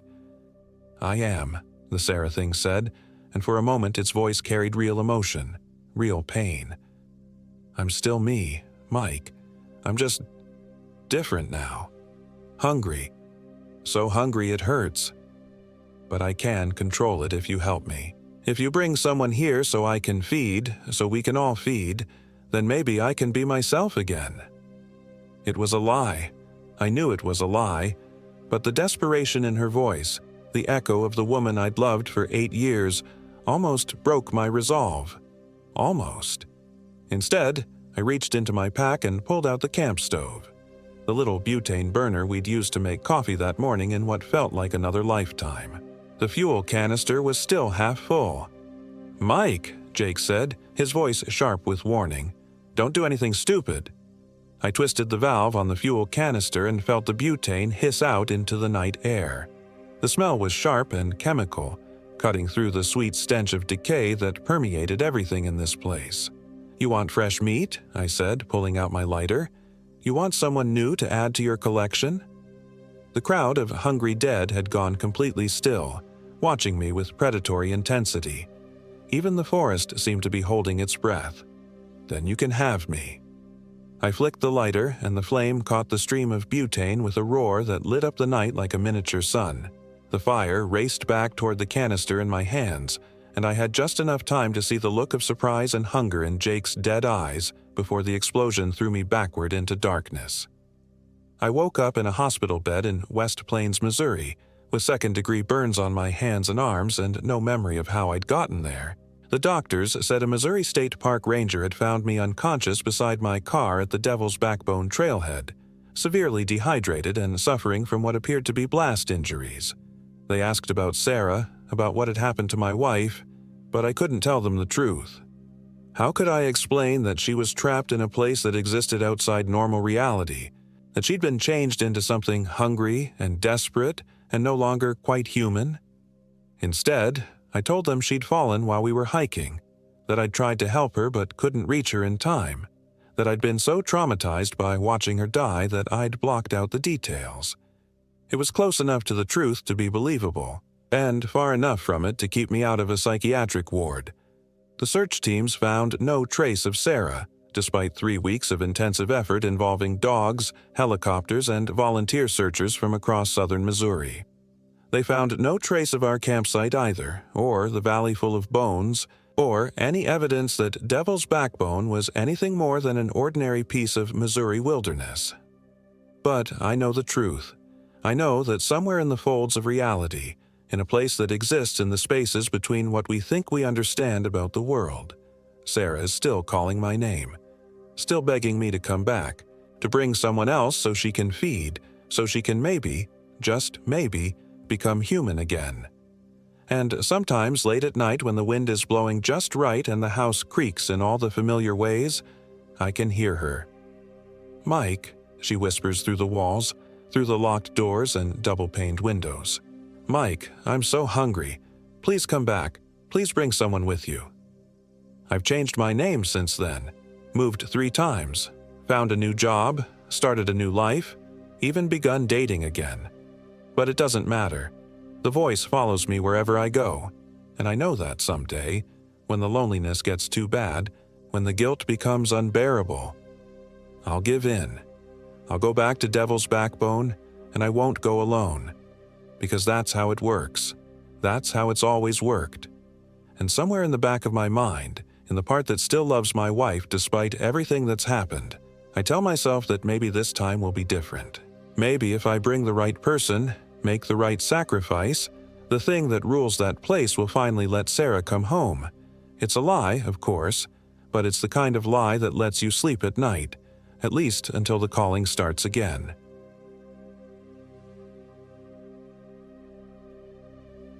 My name is Sarah Rodriguez, and I am 34 years old. This happened in the remote wilderness of Bell Mountain, deep in the Mark Twain National Forest of Missouri, where the ancient Ozark Hills hold secrets that should never be disturbed. I should have listened to the warning signs. The way the old man at the Eminence gas station stared at me when I mentioned Bell Mountain, his weathered hands trembling as he counted my change. "Ain't nothing up there but trouble, miss," he'd whispered, his rheumy eyes darting toward the tree line visible through the grimy window. "Folks go missing in them hollows. Been that way since before my granddaddy's time." But I was desperate. 3 months since the divorce, 2 months since I'd lost my job at the marketing firm in St. Louis, and exactly 6 weeks since my therapist had suggested I needed to reconnect with nature to overcome my crippling anxiety and depression. The irony wasn't lost on me now, as I sat in my tent listening to something moving through the underbrush just beyond the flickering circle of my dying campfire. My golden retriever, Buster, had been restless all evening. Usually, he was my anchor, my emotional support animal who could sense my panic attacks before they hit. But tonight, his hackles were raised, his ears pinned back, and he kept whining this low, continuous sound that made my skin crawl. Every few minutes he'd growl at something in the darkness beyond our campsite, something I couldn't see but could definitely feel watching us. The plan had been simple enough. A week-long solo camping trip to clear my head, maybe do some hiking, take photographs of the fall foliage. Bell Mountain was supposed to be isolated but safe, with well-marked trails and established camping areas. The Missouri Department of Conservation website had made it sound perfect for someone seeking solitude. What they hadn't mentioned was how the very air seemed to thicken as you climbed higher, how the trees grew closer together until their branches formed a canopy so dense that noon felt like dusk. I'd set up camp in a small clearing beside Shut-In Creek, about 3 miles from the nearest trailhead. The sound of running water was supposed to be soothing, but as darkness fell, it began to sound different. Less like water flowing over rocks and more like whispers, urgent and unintelligible. Every time I tried to focus on the sound, it would shift back to normal, leaving me questioning my own hearing. The first night had been uneventful, though I'd woken several times to Buster growling softly.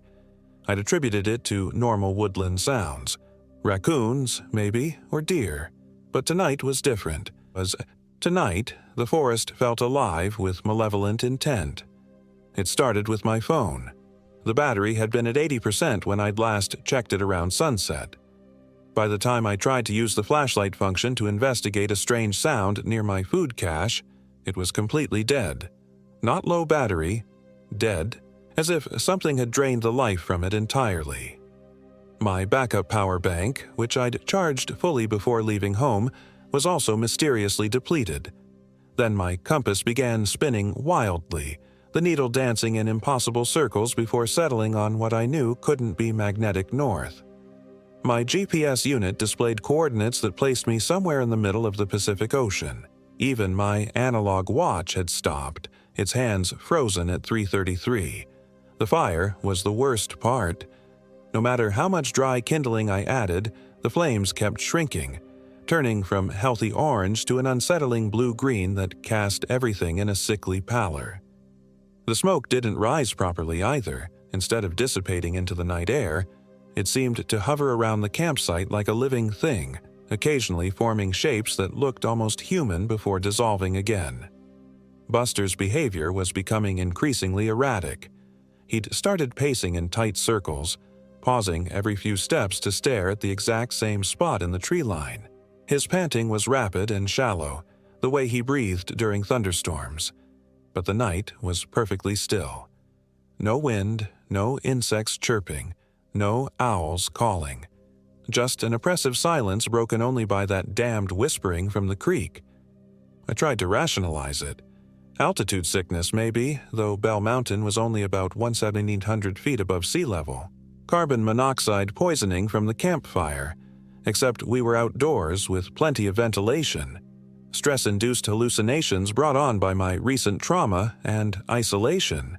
But deep down, in the primitive part of my brain that still remembered when human beings were prey animals, I knew something was fundamentally wrong with this place.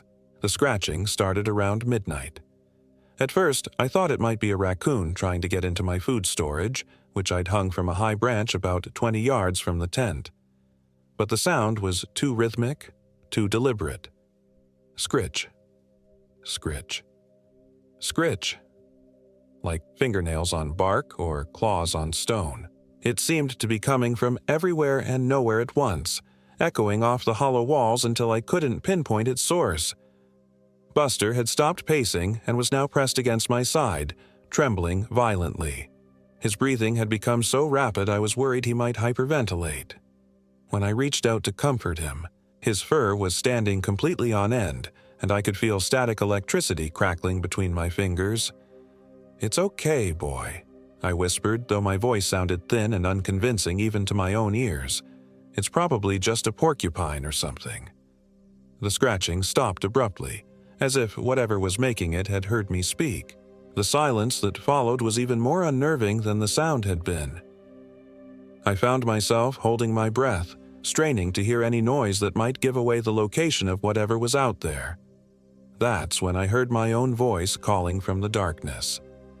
"Sarah, Sarah, where are you?" The voice was perfect, my exact tone, my inflection, even the slight hoarseness I'd developed from years of smoking in college. But I was sitting right here in my tent, and I hadn't spoken those words. Buster's trembling intensified, and he pressed harder against me, whimpering softly. His instincts were screaming danger, and I was beginning to trust them more than my own rational mind. "Sarah, I'm lost. Please help me." This time, the voice seemed to be coming from the direction of the creek. I grabbed my flashlight and clicked it on, but the beam was weak and yellow, nothing like the bright LED light it had produced earlier. Still, it was enough to illuminate the edge of my campsite, where the darkness seemed to press against the feeble glow like a physical barrier. "Who's out there?" I called, surprised by how steady my voice sounded. "Identify yourself." The response chilled me to the bone. "It's me, Sarah. It's you. Don't you recognize your own voice?" I didn't sleep that night. I couldn't. Every time I started to drift off, either Buster would growl or I'd hear that impossible voice calling from different directions around the campsite.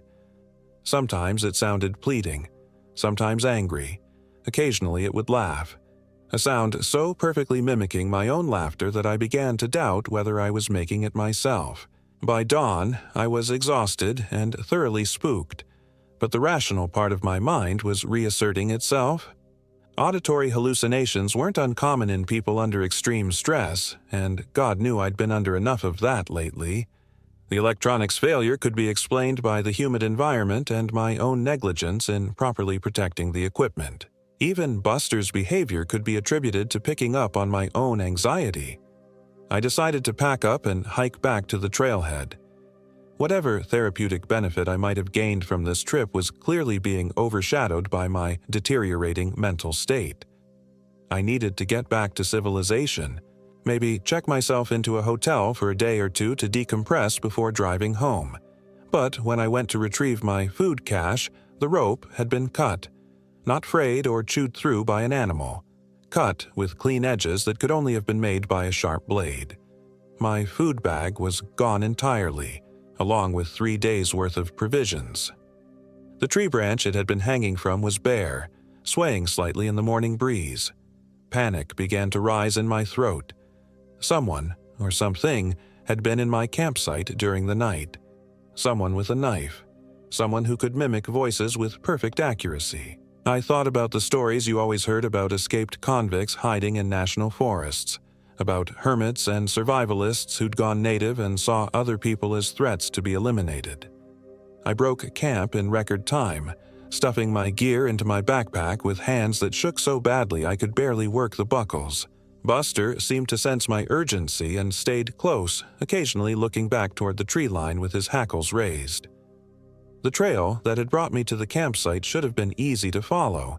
I'd marked it carefully with biodegradable ribbon every 100 yards or so. But as I searched for my markers, I found nothing. No ribbon, no footprints, no disturbed vegetation. It was as if the path I'd taken had been erased overnight. I pulled out my paper map and compass, but the compass was still spinning erratically, and the topographical features around me didn't match anything on the map. According to the USGS survey, there should have been a ridgeline to my east and a valley to my west. Instead, I was surrounded by hills that seemed to roll on endlessly in every direction, covered in dense forest that blocked out most of the sky. For the first time, I allowed myself to consider the possibility that I was in serious trouble. I chose what I hoped was a southerly direction and started walking, Buster trotting beside me with his nose to the ground. We hiked for what felt like hours, but the sun never seemed to move in the sky, remaining fixed at what appeared to be mid-morning. My watch was still stopped at 3:33, and I had no other way to judge the passage of time. The terrain began to change as we walked. The hardwood forest gave way to something older, darker. The trees here were massive, ancient oaks and hickories with trunks so wide that 3 people holding hands couldn't have encircled them. Their branches intertwined overhead, creating a canopy so thick that the forest floor was perpetually shrouded in a green twilight. Buster started acting strange again. He'd been trotting along normally, occasionally investigating interesting scents, but suddenly he stopped dead in his tracks and began backing away from something ahead of us. His tail was tucked between his legs, and he was making that low whining sound that had kept me awake the night before. I followed his gaze and saw what had spooked him. About 50 yards ahead, there was a clearing. In the center of the clearing stood a figure. At first, I thought it was another hiker, someone who might be able to help me find my way out of this maze. I called out and waved, relief flooding through me at the prospect of human contact. "Hello, excuse me, could you help me? I think I'm lost." The figure didn't respond. It just stood there, motionless, facing away from us. I called out again, louder this time, but still got no reaction.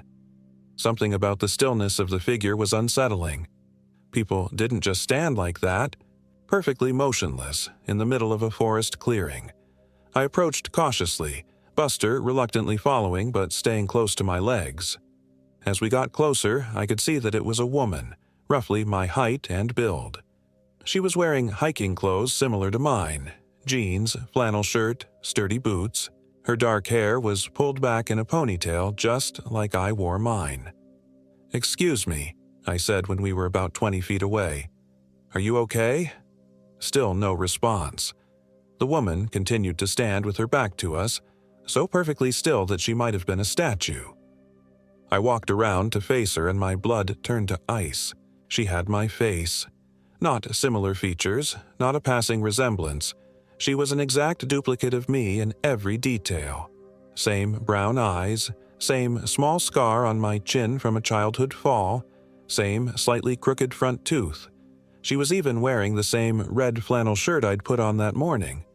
But her eyes were wrong. They were my eyes, but empty, lifeless, like looking into a mirror that reflected nothing back. And she was smiling.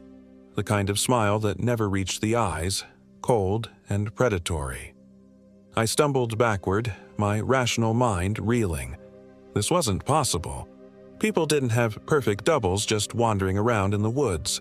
It had to be some kind of hallucination, a complete psychotic break brought on by stress and isolation. But Buster was reacting to her too. He was growling now, a deep rumbling sound I'd never heard from him before. His lips were pulled back, showing his teeth, and every muscle in his body was tense and ready to fight or flee. The thing that looked like me tilted its head, still smiling that horrible empty smile. "Hello, Sarah," it said in my voice. "I've been waiting for you." I turned and ran. Behind me, I could hear laughter. My own laughter, but wrong somehow. Pitched just slightly higher than normal and going on too long. Buster was right beside me, his feet pounding against the forest floor as we crashed through the underbrush. I ran without looking back, branches tearing at my clothes and scratching my face. My backpack bounced against my spine with every step, the straps cutting into my shoulders, but I didn't dare stop to adjust it. I could hear footsteps behind us, keeping pace no matter how fast I ran. The terrain began to slope downward, and I could hear water running somewhere ahead. Maybe if I could reach the creek, I could follow it downstream to civilization.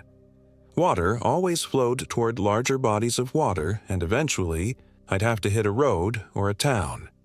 But when I burst through the tree line, I found myself back at my original campsite. The clearing was exactly as I'd left it. The remains of my fire pit, the flattened grass where my tent had been, even the tree where my food cache had been hanging. It was impossible. I'd been running in what I thought was a straight line for at least a mile, but somehow I'd ended up exactly where I'd started. Buster was panting heavily, his tongue lolling out of his mouth. He kept looking back the way we'd come, but the forest was silent again. No footsteps, no laughter, nothing to indicate we'd been pursued.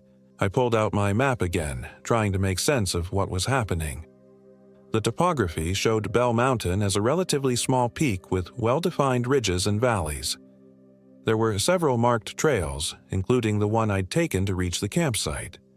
None of it matched what I was experiencing. As I studied the map, I noticed something that made my stomach clench with fresh fear. In the margin, someone had written a note in red ink. "The hollow takes what it wants. It gives back what it doesn't need." The handwriting was mine. I stared at the note, my hands shaking so badly I could barely hold the map. I had no memory of writing those words. I didn't even own a red pen. But the handwriting was unmistakably mine. I'd recognize it anywhere. Buster whined and pressed against my legs, looking up at me with an expression that seemed almost human in its concern. I reached down to pet him, grateful for his warm, solid presence in this nightmare landscape. "What do you think, boy?" I whispered. "Are we losing our minds? Or is this place really as messed up as it seems?" He didn't answer, of course, but his tail wagged slightly at the sound of my voice. At least one of us was still somewhat normal. I decided to try a different approach. Instead of following what I thought were trails, I'd use the sun to navigate. It was basic wilderness survival. As long as I could keep the sun in roughly the same position relative to my direction of travel, I should be able to walk in a straight line. Eventually, I'd have to hit a road or a boundary of the national forest. But as I looked up through the canopy, I realized I couldn't see the sun at all. The branches overhead were so thick they formed a solid green ceiling, and what little light filtered through was diffused and directionless. I couldn't tell east from west, north from south. I was truly lost. The sound of my phone ringing made me jump so hard I nearly dropped the map. Impossible. The battery had been completely dead for hours. But there it was, the familiar ringtone echoing through the forest. I dug it out of my backpack and the screen showed a full battery and perfect signal strength. The caller ID said Sarah Rodriguez. I was getting a call from myself. With trembling fingers, I answered the phone. "Hello?" My voice sounded small and frightened. "Sarah," said my own voice on the other end of the line. "Why are you running from me?" I ended the call immediately and threw the phone as hard as I could. It hit a tree trunk and shattered, pieces of plastic and metal scattering across the forest floor. But even as I watched the debris settle, I could hear it ringing again somewhere in the underbrush. This wasn't stress or hallucinations or any kind of psychological break. This was something else entirely, something that defied rational explanation. The forest itself seemed to be alive, aware, and actively malevolent. I grabbed Buster's collar and started walking again, choosing a direction at random. We hiked for what felt like hours, but the landscape never changed. Same ancient trees, same green twilight, same oppressive silence broken only by the sound of our footsteps and Buster's panting. Eventually, I had to stop to rest. My legs were shaking with exhaustion, and Buster was clearly tired too. We found a relatively open spot beneath a massive oak tree and sat down to catch our breath. That's when I noticed the scratches on the tree trunk. They were about 6 feet off the ground, gouged deep into the bark in parallel lines. 4 scratches, evenly spaced, as if made by claws or fingernails. But they were too big to have been made by any animal I knew of. Each scratch was nearly a foot long and carved deep enough to expose the white wood beneath. As I examined the marks more closely, I realized they weren't random gouges.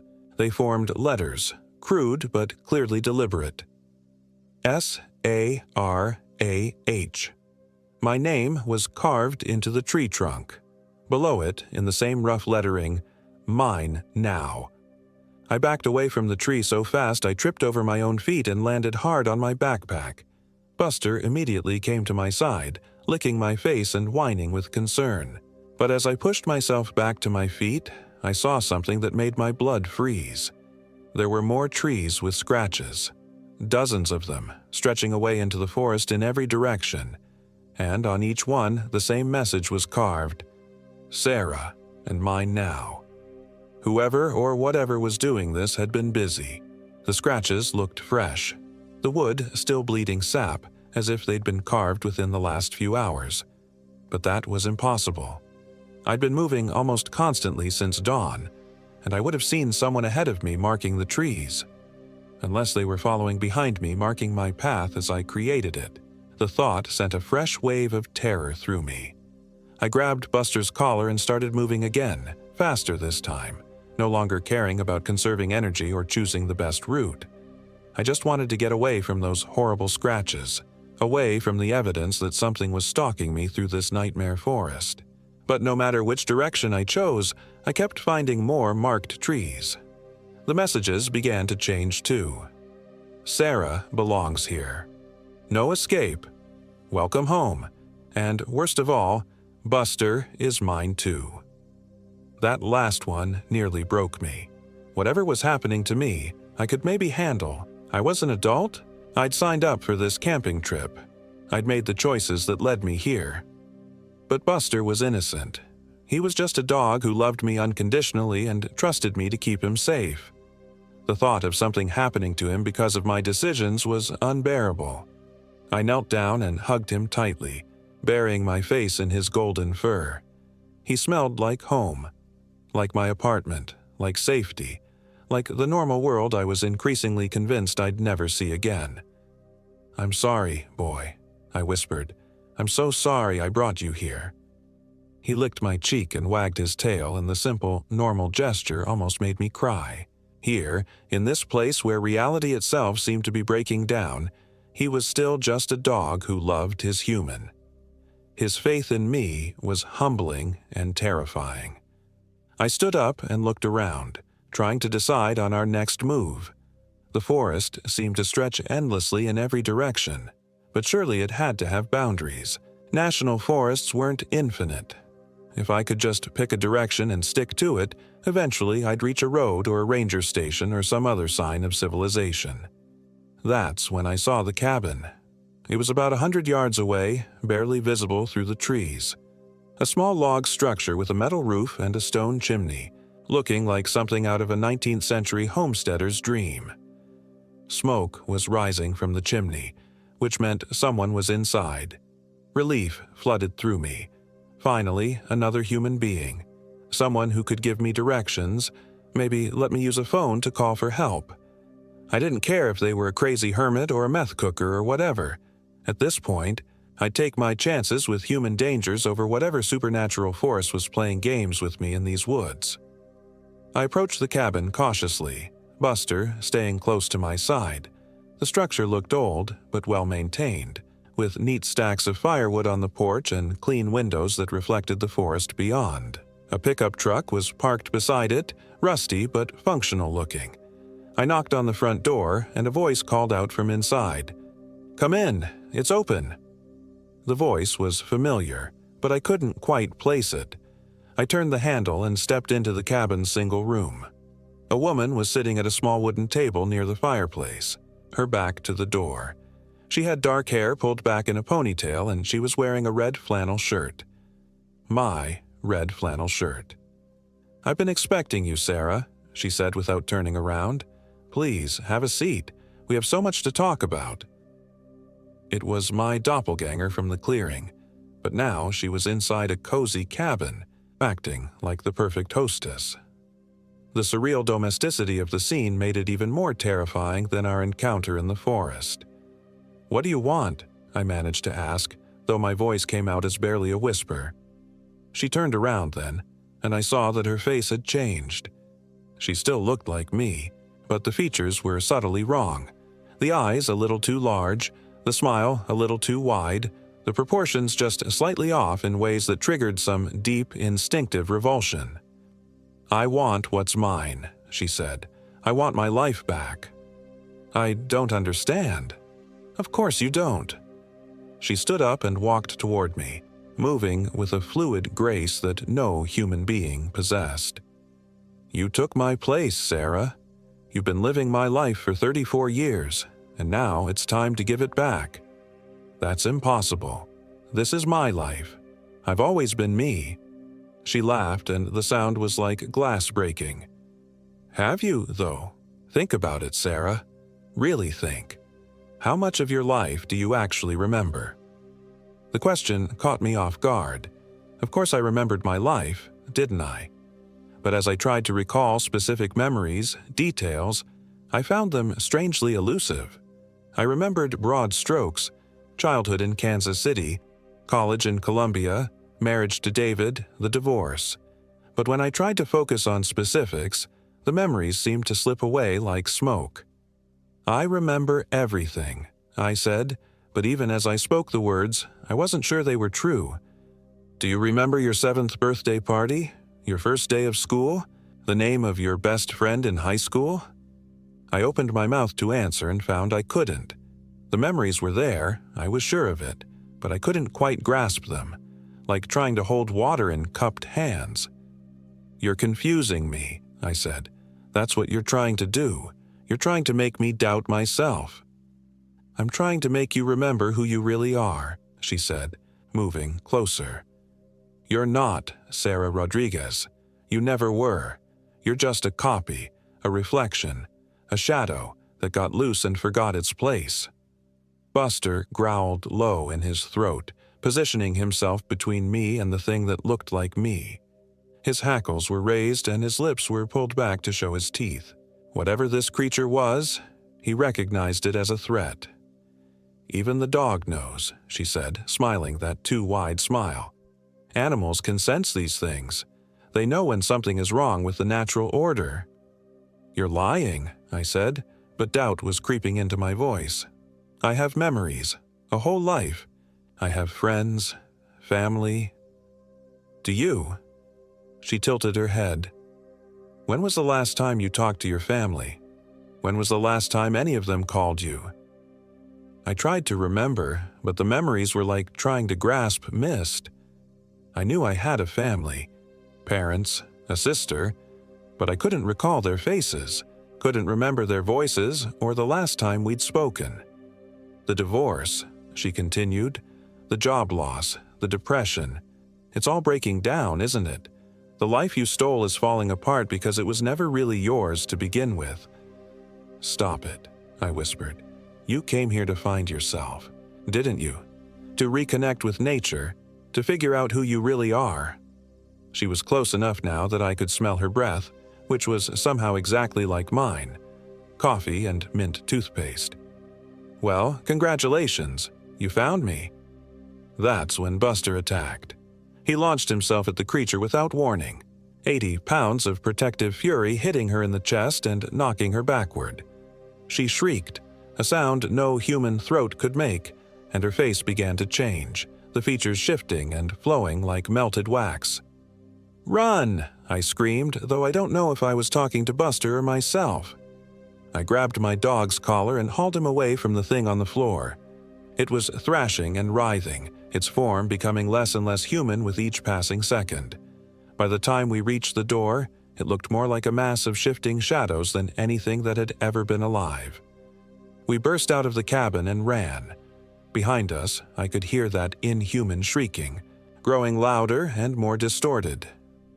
The truck beside the cabin exploded as we passed it, flames shooting 20 feet into the air and illuminating the forest in hellish orange light. I ran harder than I'd ever run in my life, Buster keeping pace beside me.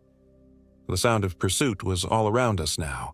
Not just footsteps, but something much worse. The very trees seemed to be moving, branches reaching out to grab us, roots rising from the ground to trip us. The forest itself was trying to stop us from escaping. I dodged around a massive oak that seemed to lean into our path, jumped over a fallen log that I swear hadn't been there seconds before, and kept running. My lungs were burning, my legs were cramping, but I didn't dare slow down. Ahead of us, I could see something that made my heart leap with hope. A break in the trees, a glimpse of open sky. The edge of the forest, maybe, or at least a clearing large enough that we might be able to see where we were going. We burst out of the tree line and found ourselves on a narrow dirt road. Not much more than 2 tire tracks with grass growing between them, but it was definitely a road, which meant it had to lead somewhere. I looked left and right, trying to decide which direction might take us back to civilization. That's when I saw the sign. It was old and weathered, the paint faded and peeling, but still readable. Bell Mountain Holler, private property, no trespassing. Below it, in smaller letters, missing persons reported in this area. Enter at your own risk. And at the bottom, in fresh red paint that looked suspiciously like blood, Sarah Rodriguez, lost since 1989. 1989, the year I was born. I stared at the sign, my mind reeling. It was impossible, but there it was. Evidence that I'd been missing from this place for my entire life. But how could I be missing from somewhere I'd never been? How could I have been lost here since the year of my birth, unless the creature in the cabin had been telling the truth? Unless I really was just a copy, a reflection that had somehow escaped and lived a stolen life for 34 years. Buster whined and pressed against my legs, looking up at me with worried brown eyes. He was real. I was sure of that. His love for me was real. Whatever else might be true or false about my existence, that bond was genuine. I knelt down and hugged him, drawing strength from his solid, warm presence. "What do you think, boy? Are we real?" He licked my face and wagged his tail, and I decided that was answer enough. The sound of breaking branches behind us reminded me that we weren't safe yet. Whatever had been in that cabin was still pursuing us, and standing here having an existential crisis wasn't going to help either of us survive. I chose to follow the road to the right, reasoning that it had to connect to a larger road eventually. We jogged along the rutted track, Buster trotting beside me with his tongue hanging out. The forest pressed close on both sides, but at least we were in the open now, under a real sky with actual sunlight. After what felt like miles of walking, we finally reached a paved road. I nearly cried with relief when I saw the yellow lines and the reflective markers, signs of the modern world, of a reality I understood. A few minutes later, a Missouri State Police car came around the bend, and I flagged it down. The trooper who got out was a middle-aged man with kind eyes and a concerned expression. "Ma'am, are you all right?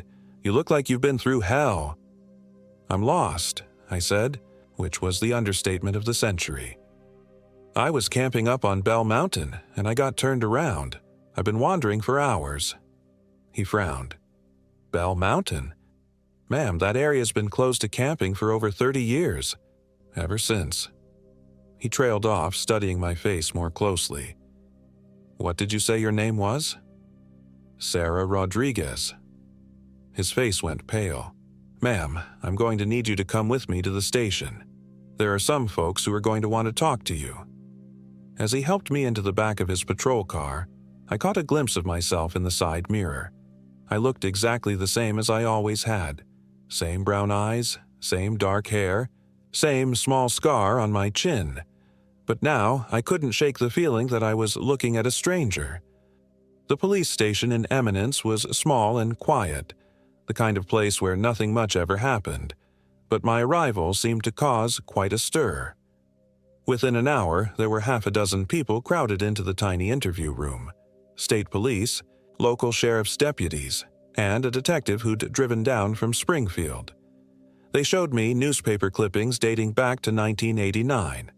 A young woman named Sarah Rodriguez had gone missing while camping on Bell Mountain. She'd been 21 at the time, a college student from Kansas City who'd come to the Ozarks for a solo backpacking trip. Her car had been found at the trailhead, but she'd never returned. The missing woman looked exactly like me, except for one detail. In the newspaper photos, she had a small dog with her, a golden retriever named Buster. "The search went on for weeks," the detective explained, "but we never found any trace of her. It was like she just vanished into thin air."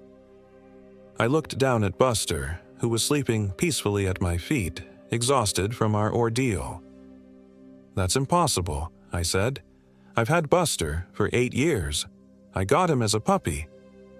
"Ma'am," the detective said gently, "according to our records, that dog has been missing for 34 years.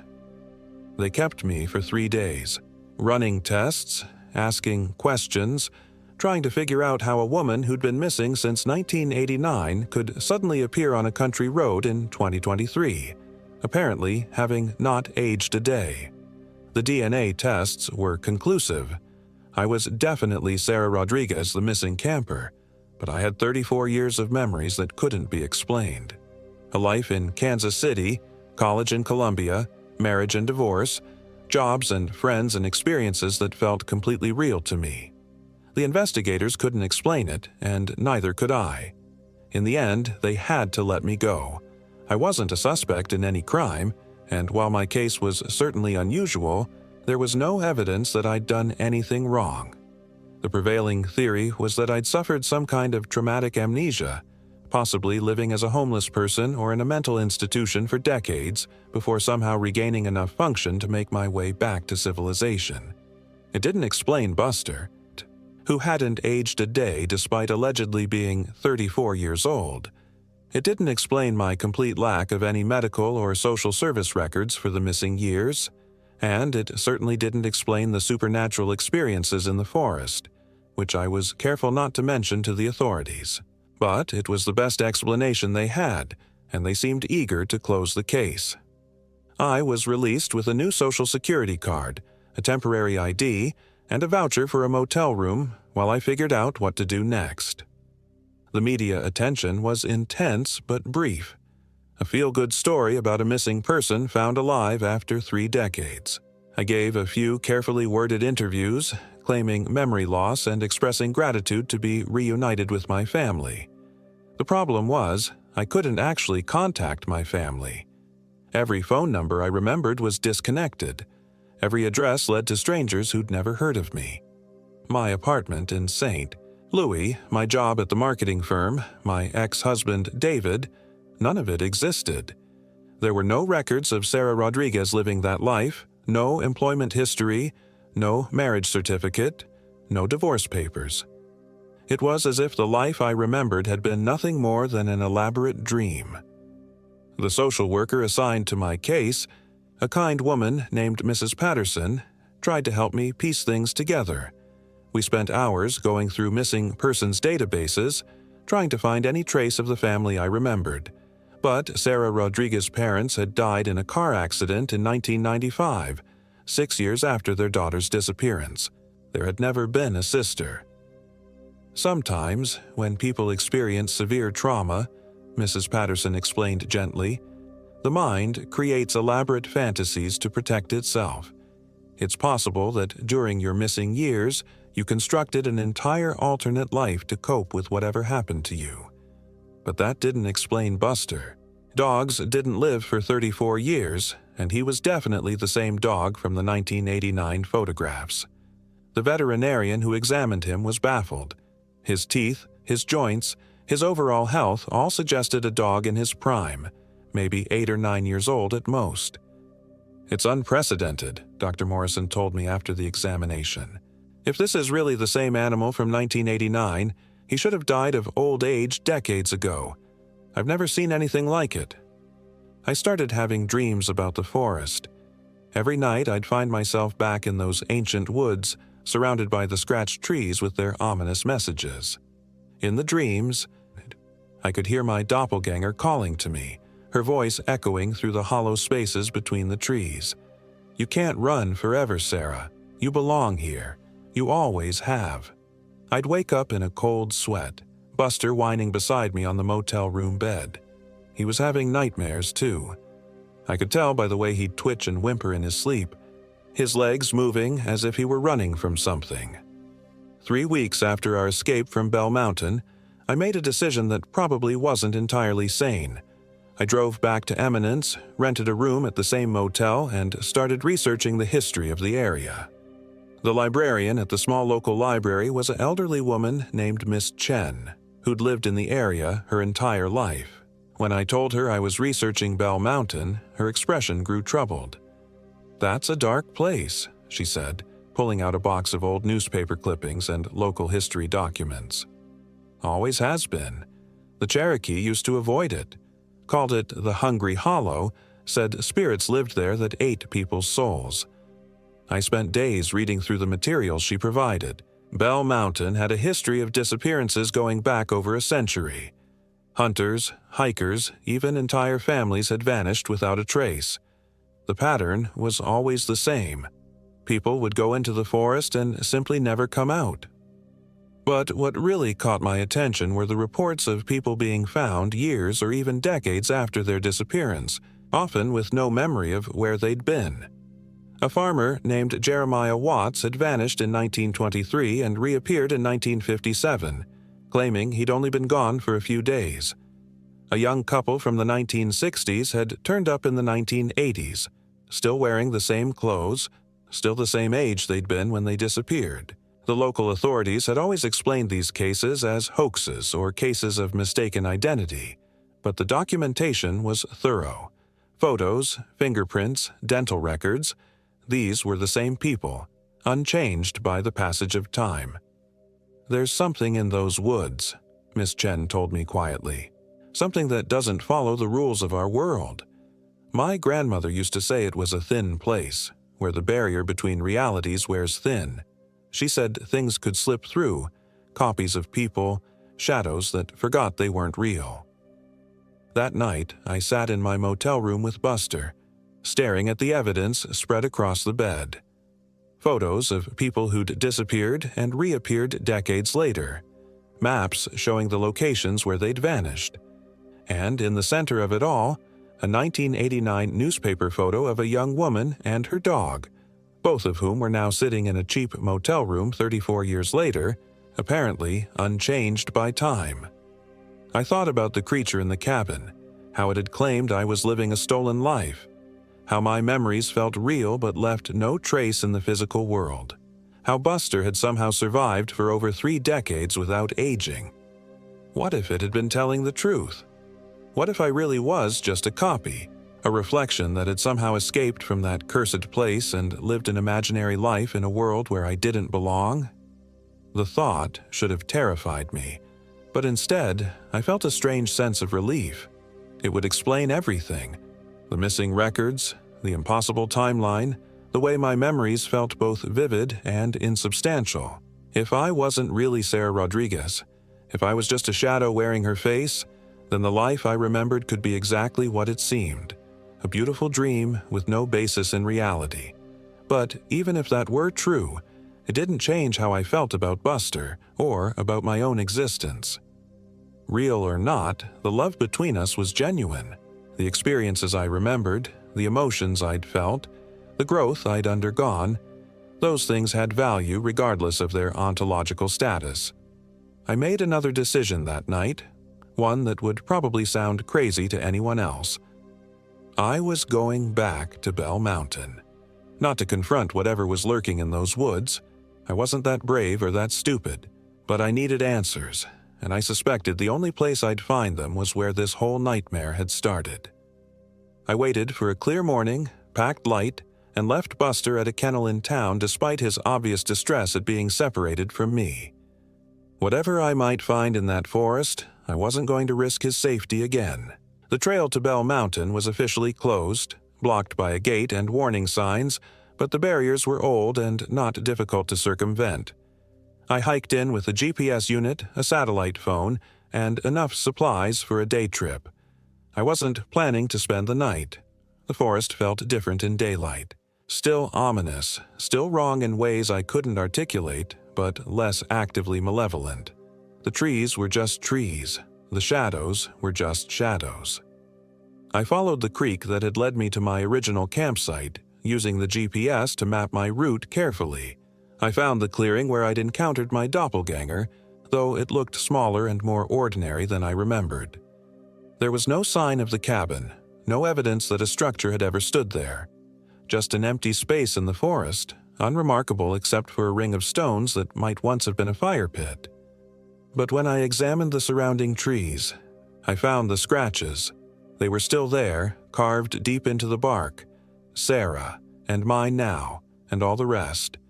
Proof that I hadn't imagined everything, that something had really happened in this place. I sat down in the center of the clearing and waited. I'm not sure what I expected.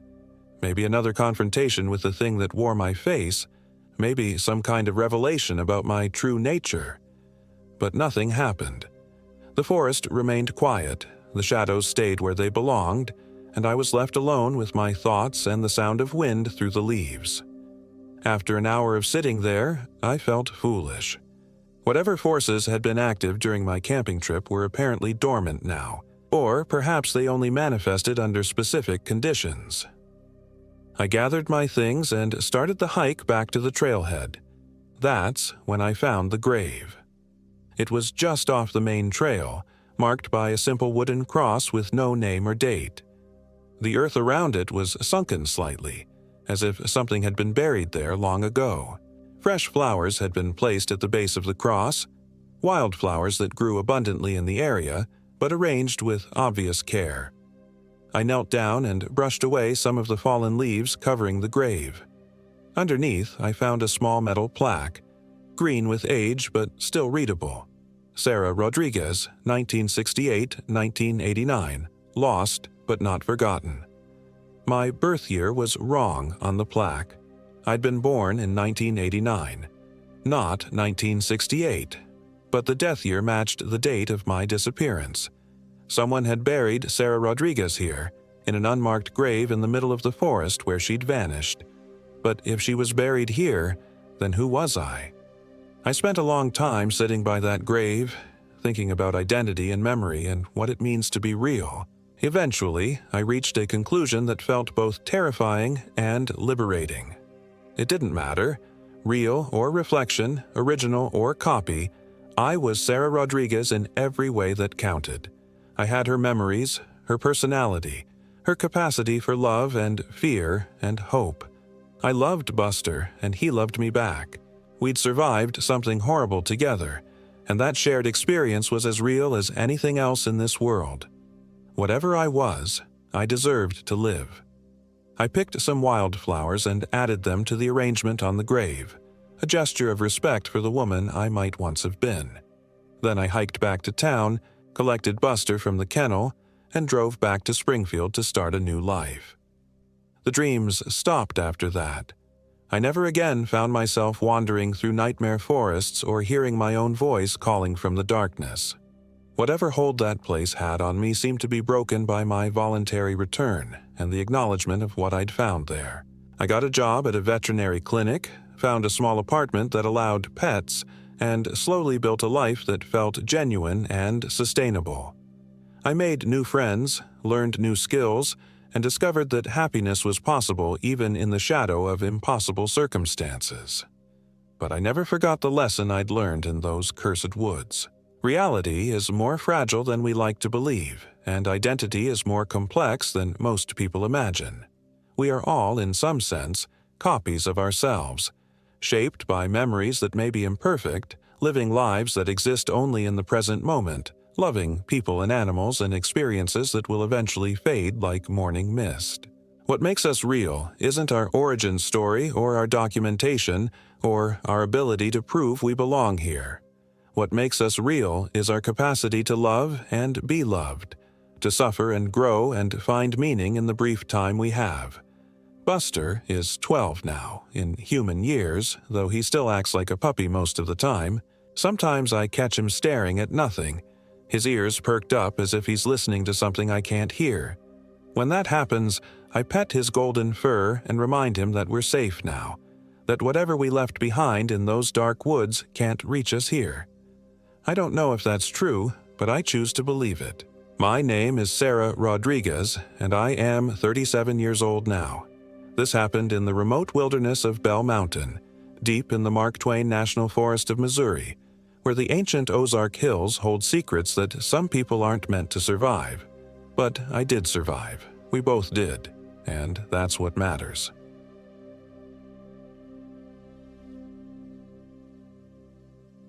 The Hollow at Devil's Den. My name is Michael Williams, and I am 34 years old. This happened in the Mark Twain National Forest, deep in the Missouri Ozarks, near a place the locals call Devil's Den Hollow, though you won't find that name on any official map. I should have listened to the gas station attendant in Eminence when she shook her head at our planned route. Her weathered face had gone pale when I traced our hiking path on the crumpled topographical map, her finger hovering over the unmarked depression between Shut-In Mountain and the current river bluffs. "Ain't nothing good ever come out of that hollow," she'd whispered, glancing around the empty store as if something might be listening. "Folks go missing up there. Been that way since before my granddaddy's time." But I was riding high on confidence then, flush with the success of my software company's recent acquisition. I'd invited my business partner Jake Thompson and our lead developer Sarah Rodriguez on this 3-day wilderness expedition as a celebration, a chance to disconnect from screens and reconnect with something primal and real. How laughably naive that seems now. Jake had been skeptical from the start. At 29, he was already showing signs of the desk-bound lifestyle that claimed so many of us tech workers, soft around the middle, pale from fluorescent lighting, more comfortable with code than compasses. But Sarah, barely 26 and still burning with the restless energy of youth, had been enthusiastic. She'd grown up camping with her father in the Colorado Rockies before his death in a climbing accident 3 years prior. This trip was supposed to help her heal, to remember the joy her father had found in wild places. God, if I'd known what waited for us in that hollow, I would have burned the map and taken them to Disney World instead. We started our hike on a crisp October morning, the maple and oak leaves painting the forest in brilliant reds and golds. The first day passed without incident as we followed legitimate trails through the Ozark Mountains, crossing clear streams and navigating limestone bluffs that jutted from the earth like broken bones. We made camp that evening near Jack's Fork River, cooking instant ramen over a crackling fire while coyotes sang in the distance. It was the second day when things began to go wrong. We'd left the marked trails early that morning, following an old logging road that had mostly grown over with thorny undergrowth and encroaching forest. According to my GPS, it should have led us to a scenic overlook above Devil's Den Hollow, but as we hiked deeper into the woods, the device started acting erratically. The screen would flicker, showing our position jumping randomly across the map, or sometimes going completely black for minutes at a time. "Technology," Jake muttered, sweat beading on his forehead despite the cool morning air. "Works great until you actually need it." Sarah laughed, but there was tension in the sound. "My dad always said the wilderness has its own rules. Maybe it doesn't want to be mapped." I should have paid attention to that comment, should have recognized it as the first warning. The logging road eventually disappeared entirely, leaving us to navigate by compass through increasingly dense forest. The trees seemed to grow closer together here, their branches intertwining overhead to block out most of the sky. The air grew thick and humid, carrying strange smells, not the clean scent of pine and earth I expected, but something musty and organic, like flowers left too long in stagnant water. It was around noon when we first heard the humming. We'd stopped for lunch beside a small creek that wasn't marked on any of our maps, sharing trail mix and energy bars while our feet soaked in the surprisingly warm water. The sound started softly, almost indistinguishable from the buzz of insects or the whisper of wind through leaves. But gradually it grew more distinct, a low, rhythmic humming that seemed to come from everywhere and nowhere at once. "Do you guys hear that?" Sarah asked, her voice barely above a whisper. Jake paused mid-chew, head tilted. "Hear what?" "That humming. It's like someone singing a lullaby without words." I strained my ears, and after a moment I caught it too. The sound was hypnotic, almost beautiful, but it made the hair on my arms stand up. There was something fundamentally wrong about it, though I couldn't articulate why. "Probably just wind through the rocks," I said, trying to sound confident. "These limestone formations can create all sorts of acoustic effects." But even as I said it, I knew it wasn't wind. Wind didn't maintain such perfect rhythm, didn't rise and fall with such deliberate cadence. This was intentional, controlled, and it was getting closer. We packed up quickly and continued hiking, following the creek downstream toward what my compass insisted was southeast. But as we walked, I noticed something disturbing. The sun seemed to be in the wrong position. According to its angle, we should have been heading northwest, directly away from our intended destination. "Mike," Jake said, his voice tight with barely controlled panic, "I think we're lost." I checked the compass again, tapping its face.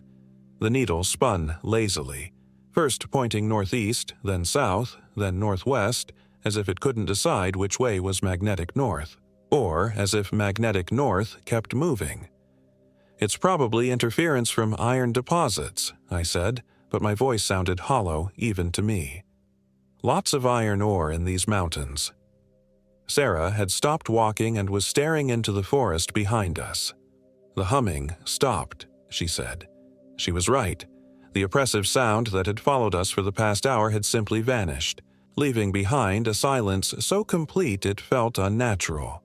No bird songs, no insect buzz, no rustling of small animals in the underbrush. Even our footsteps seemed muffled, as if the forest itself was holding its breath. "We should head back," Jake said, "retrace our steps to the logging road." But when we turned around, the path we'd been following was gone. Where Clear Creek Bank had been minutes before, now dense walls of thorn bushes and vine-choked trees pressed in from all sides. It was as if the forest had grown closed behind us, sealing off our retreat.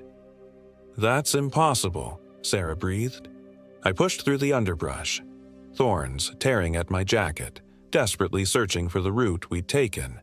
But everywhere I looked, I found only more forest. Thick, impenetrable, and somehow wrong in ways I couldn't define. The trees were too close together, their branches twisted into unnatural shapes. The shadows fell at impossible angles. And underneath it all was a smell like rotting meat mixed with sickly sweet perfume. "We keep going forward," I decided, fighting to keep my voice steady. "The creek has to lead somewhere." But as we followed the water downstream, I realized something that made my blood turn to ice. We weren't leaving any footprints. The soft mud beside the creek should have recorded our passage clearly, but behind us stretched unmarked earth, as if we'd never passed that way at all. The afternoon wore on with dreamlike unreality. Sometimes the sun seemed to be directly overhead despite my watch showing it was past 4 p.m. Other times, shadows would lengthen rapidly, as if hours were passing in minutes. Our water bottles, which should have been nearly empty by now, remained mysteriously full no matter how much we drank. And worst of all, we kept passing the same fallen log, the same distinctive rock formation, the same dead tree struck by lightning, but always from different angles, as if the forest was folding in on itself. "We're walking in circles," Jake said, his voice cracking. "No," I insisted, checking my compass for the 100th time. The needle was spinning slowly now, making complete rotations every few seconds. "The compass is just broken. We're making progress." But I knew he was right. We were trapped in some kind of loop, doomed to retrace the same path endlessly while something watched us from the shadows between the trees.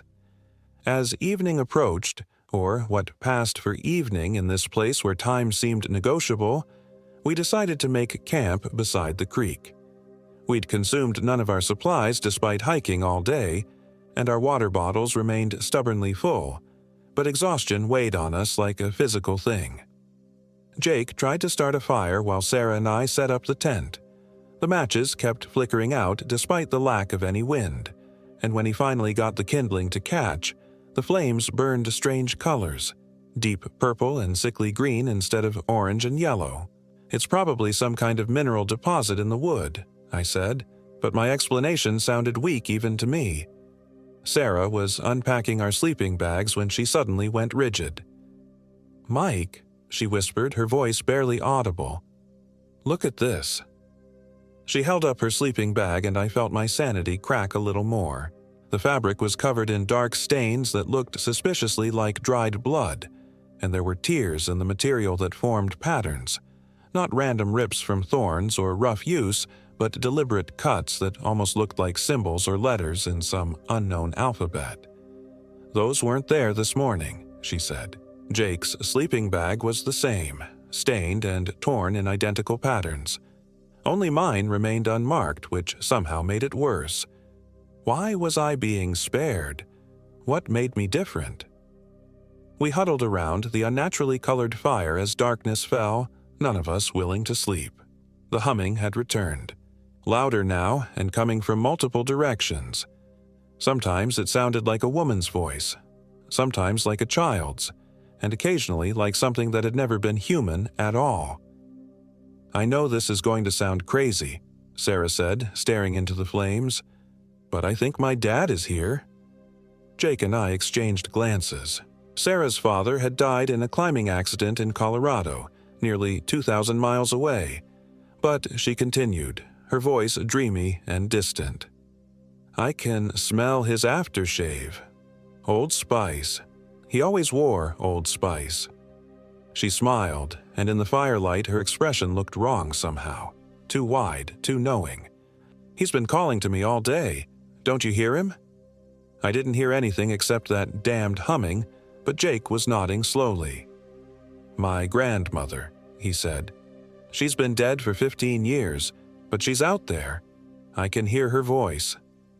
A chill ran down my spine that had nothing to do with the October air.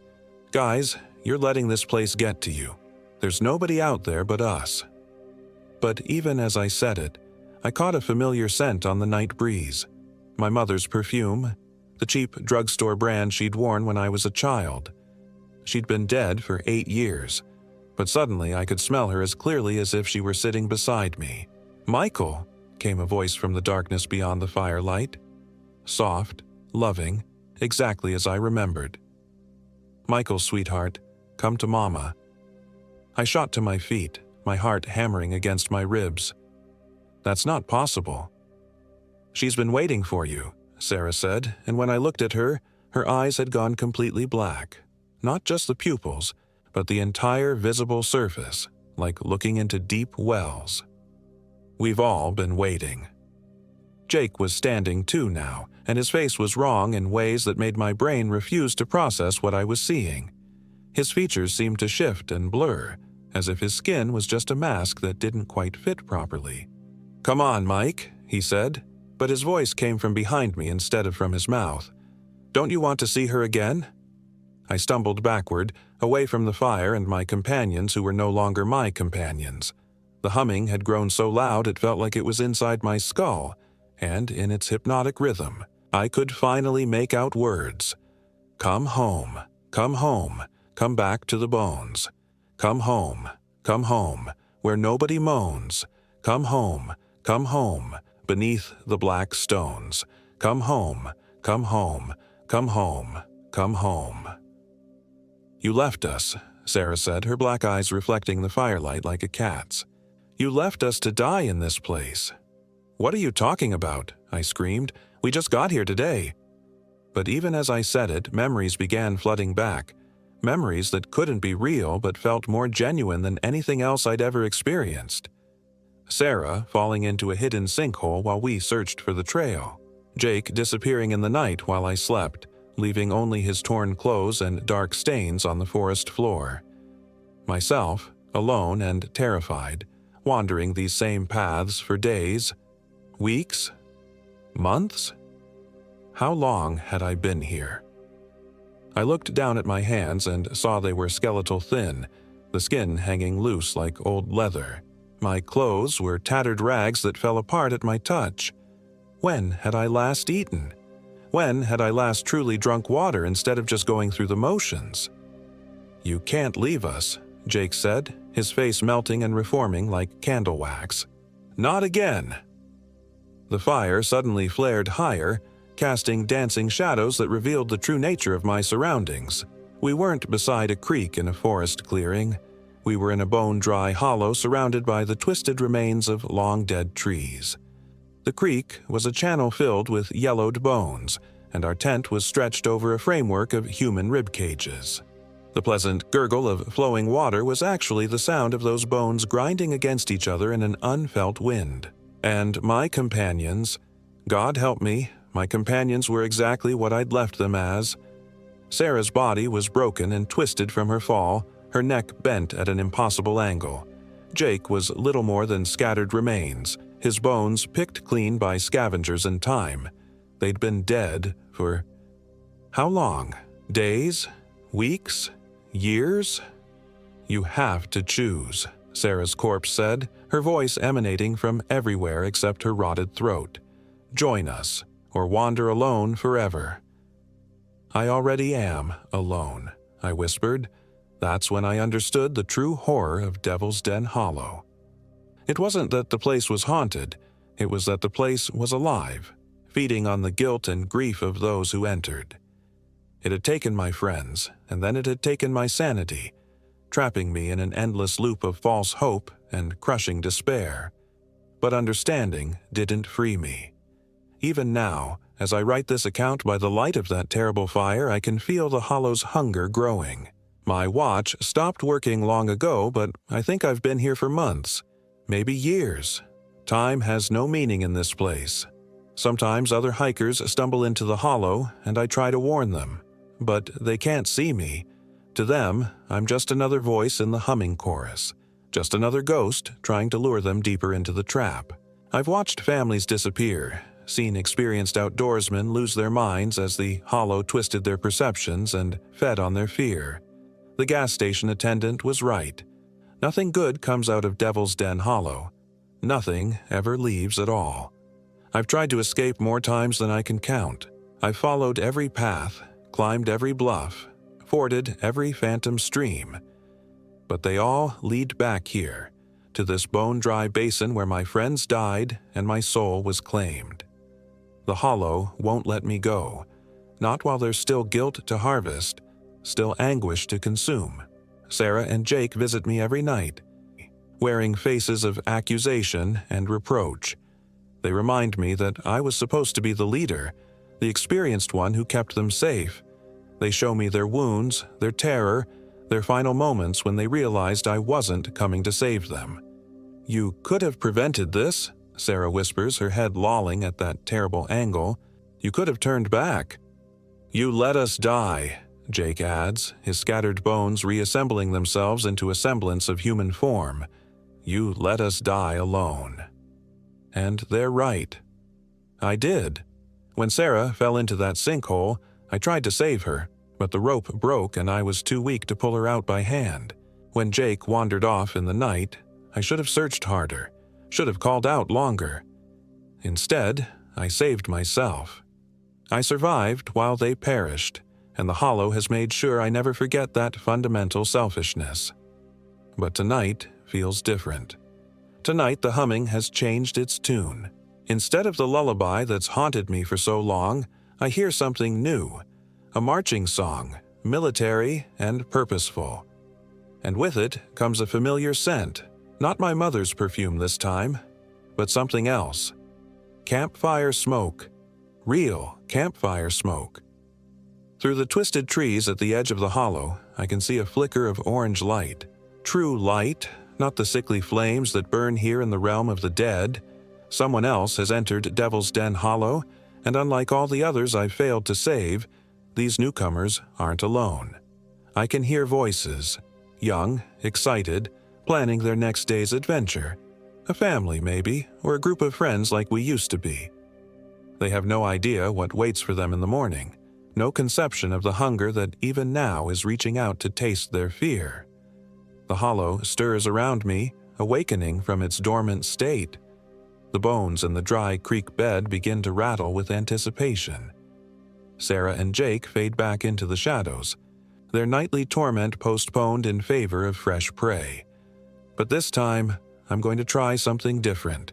This time, instead of warning them away, warnings they can't hear anyway, I'm going to try to join them. Maybe if I can remember what it feels like to be human, to be real, I can find my way out of this nightmare. Maybe I can finally escape the Hollow's hunger by feeding it something else instead. Or maybe I'll just doom them to share my fate, adding their voices to the humming chorus that never ends. Either way, I have to try. I can't remain trapped in this loop of guilt and madness any longer. Tomorrow, when those campers wake up to find their GPS malfunctioning and their compass spinning wildly, when they start to hear the humming in the distance and smell the perfume of their long-dead loved ones, I'll be waiting. The Hollow has taught me many things during my imprisonment here.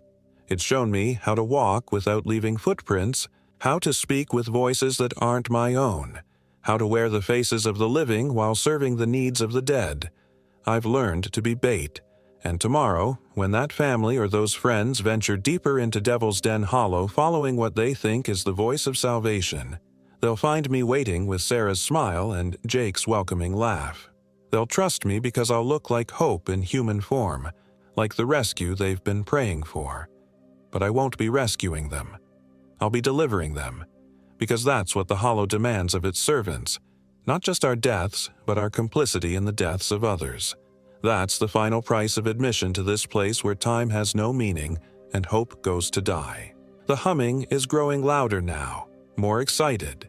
Even the bones in the creek bed are singing along, their ancient voices joining the chorus of the damned. Soon, very soon, Devil's Den Hollow will have new residents. And maybe then, if I'm very lucky and the Hollow finds their terror particularly sweet, it might finally let me rest. But I doubt it. This place doesn't trade in mercy or redemption. It deals only in hunger, and that hunger is never fully satisfied. So I'll keep writing these words that no one will ever read, documenting horrors that no one will ever believe.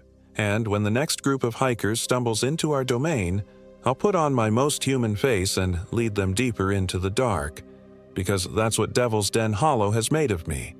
Not a victim, but a predator. Not a ghost, but a tool. And tools, once claimed by this place, are never discarded. They're kept sharp and ready for the next time they're needed.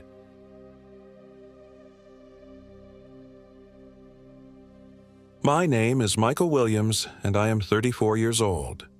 This happened in the Mark Twain National Forest, deep in the Missouri Ozarks, where the trees grow so thick they swallow sound, and the hollows run deeper than memory itself. I should have listened to Sarah when she said something felt wrong about this place. Should have paid attention when Jake's dog, Ranger, refused to leave the truck that first morning. But I was too caught up in proving something to myself, that I could handle the wilderness, that I wasn't the soft city accountant my ex-wife claimed I'd become after our divorce 6 months prior. The four of us had planned this trip for weeks. Myself, Sarah Chen, my co-worker, and the only reason I hadn't completely lost it after the divorce, Jake Morrison, Sarah's boyfriend who worked construction and knew his way around the outdoors, and his German Shepherd, Ranger. We'd driven down from St. Louis on a Friday afternoon in October, when the leaves were just starting to turn and the air carried that crisp promise of winter. Our destination was a remote section of the forest near Greer Spring, one of Missouri's largest natural springs. Jake had found a campsite marked on an old topographical map, tucked away in a hollow called Devil's Backbone Ridge, a name that should have been warning enough. The nearest road was a barely maintained Forest Service trail that required four-wheel drive, and the closest ranger station was 40 miles away. Perfect for getting away from everything, Jake had said, grinning as he folded the map. No cell towers, no tourists, no nothing. Sarah had frowned at the name on the map. Devil's Backbone, that's cheerful. It's just an old pioneer name, I'd assured her, though something cold had touched my spine when I read it. Probably named after the ridgeline or something geological. Now, as I write this with shaking hands in a hospital room in Rolla, Missouri, I know that some places earn their names through blood and suffering, and some warnings echo across centuries for good reason. We arrived at the trailhead just before sunset on Friday. The parking area was nothing more than a widened spot where the dirt road ended, marked by a weathered wooden sign so faded I could barely make out Mark Twain National Forest carved into the wood. Jake backed his truck up to the tree line, and we began unloading our gear. The silence hit me first, not the peaceful quiet of nature, but an oppressive absence of sound that seemed to press against my eardrums. No birds sang in the trees, no insects buzzed, no small animals rustled through the underbrush. Even the wind seemed muted, as if the forest itself was holding its breath. Ranger jumped down from the truck bed and immediately began whining, a high, anxious sound I'd never heard from him before. He was a confident dog, bred for courage and loyalty, but now he pressed himself against Jake's legs and refused to look toward the trail that led deeper into the woods. "What's wrong with him?" Sarah asked, shouldering her backpack. Jake knelt and scratched behind the dog's ears, but Ranger continued to whine. "He's probably just picking up on some wildlife scent. Bears, maybe. He'll settle down once we get camp set up." The trail was well defined at first, marked with faded blazes on the trees, but as we hiked deeper into the hollow, it became increasingly overgrown. Thorny vines caught at our clothes and fallen logs blocked the path at regular intervals. What should have been a 2-mile hike stretched into 3 hours of slow, difficult progress. The trees here were different from the mixed hardwoods we'd passed earlier. Ancient oaks with trunks so wide 3 people couldn't wrap their arms around them, their bark black with age and scarred with deep grooves that looked almost like writing in some forgotten language. Between them grew twisted dogwoods and redbuds, their branches intertwined in unnatural configurations that formed geometric patterns against the darkening sky. "These trees are old," Sarah said, running her hand along one of the oak's scarred trunks. "Really old. Some of these scars, they look almost deliberate." I examined the markings she was looking at. The grooves did seem purposeful, carved in parallel lines that spiraled around the trunk like a massive ritual scarification. Similar markings appeared on tree after tree as we continued deeper into the forest. "Probably territorial markings," Jake said, but his voice lacked conviction. "Bears, maybe, or—" He trailed off, unable to offer another explanation that made sense. We finally reached the campsite as full darkness fell. It was a small clearing beside a narrow creek, surrounded by the towering oaks. The ground was surprisingly level and clear of undergrowth, as if someone had maintained it recently, though the map indicated this area saw little human traffic. As we set up our tents by flashlight, I noticed something odd about the clearing.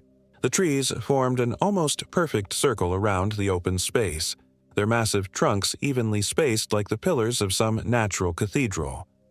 In the center of the clearing, where we placed our fire ring, the grass grew in a strange pattern, a spiral that seemed to mirror the scars on the surrounding trees. Ranger refused to enter the clearing at first. Jake had to physically carry him to our campsite, and even then the dog remained agitated, pacing the perimeter and growling at shadows. "Maybe we should find another spot," Sarah suggested, but Jake was already getting the fire started. "We're not hiking through that trail again in the dark," he said reasonably. "Besides, this is perfect. Level ground, fresh water, natural windbreak. Ranger will calm down once he gets used to the new smells." I wanted to agree with Sarah, but exhaustion won out over unease. We'd been hiking for hours with full packs, and the thought of stumbling through the dark forest looking for another campsite held no appeal. The fire caught quickly. Too quickly. The flames leaped higher than they should have from Jake's small kindling, burning with an unusual blue-green tint that cast strange shadows on the surrounding trees. The light seemed to stop abruptly at the edge of the clearing, as if the darkness beyond was thick enough to absorb it completely. "Weird," Jake muttered, adding more wood. "Must be some mineral content in this wood. Copper, maybe." We cooked a simple dinner of camp food and tried to settle into the rhythm of wilderness camping. Sarah and I played cards while Jake whittled a piece of wood he'd found. Ranger lay just outside the firelight, alert and watchful, occasionally letting out a low whine. "So, what do you know about this area?" Sarah asked as we cleaned up after dinner. "Any local history?" I'd done some research before the trip, mainly looking for geological features and hiking trails, but I'd come across a few references to local folklore. "Not much. The Ozarks have a lot of old stories, pioneer tales, Native American legends. This area was settled pretty late, mostly by families looking to get away from civilization." "What kind of families?" Jake asked, looking up from his whittling. "The usual mountain folk, hunters, trappers, moonshiners. Some of the families here were pretty isolated, developed their own traditions." I hesitated, remembering some of the stranger stories I'd found in online forums. There were some rumors about a family called the Holloway clan. They settled somewhere in this area in the 1800s, kept to themselves mostly. Stories say they had some unusual practices, maybe influenced by older traditions they brought from the mountains of Tennessee and Kentucky. What kind of unusual practices?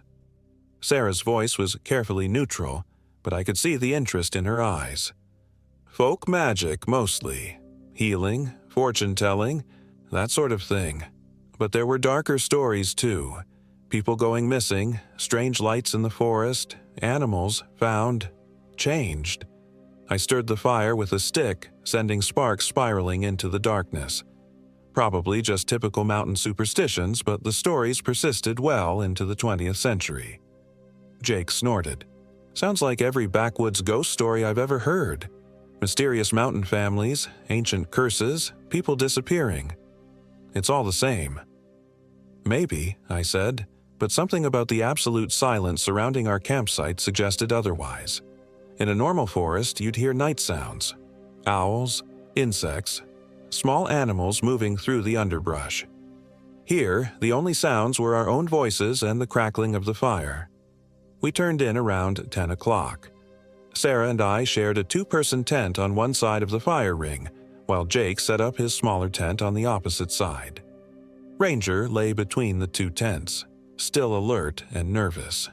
I'd been asleep for maybe an hour when Ranger's barking woke me.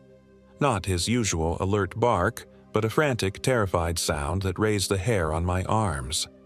I unzipped the tent flap and looked out to see the dog standing rigid at the edge of the clearing, barking at something in the trees.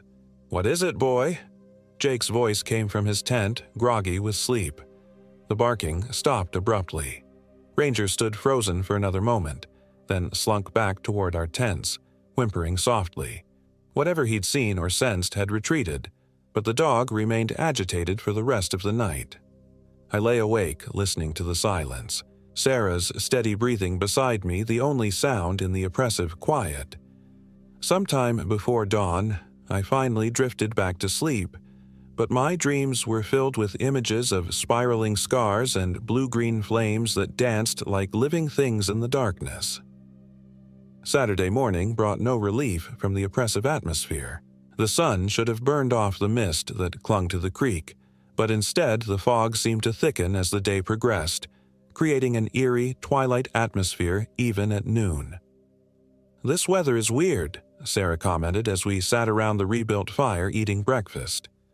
The forecast called for clear skies all weekend. Jake was examining his GPS unit, frowning at the display. "That's not the only weird thing. According to this, we're about 3 miles further north than we should be. Either the trail markers were wrong, or we got turned around somehow." "How is that possible?" I asked. "We followed the blazes the whole way." "I don't know, but look at this." He showed us the GPS screen.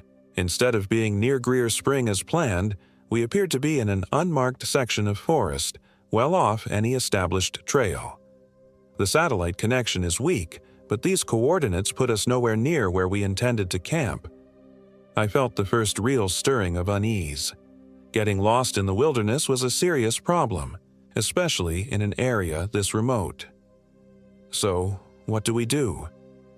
"We follow the trail back the way we came," Jake said with more confidence than I felt. "The blazes will lead us back to the truck and we can figure out where we went wrong."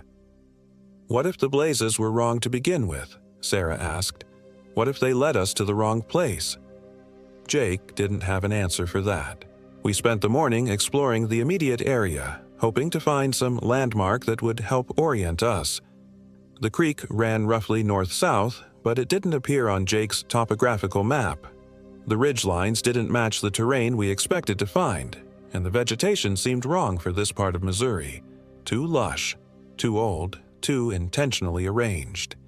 It was Sarah who found the first real sign that we weren't alone in this place. She was following the creek downstream when she called out, her voice tight with strain.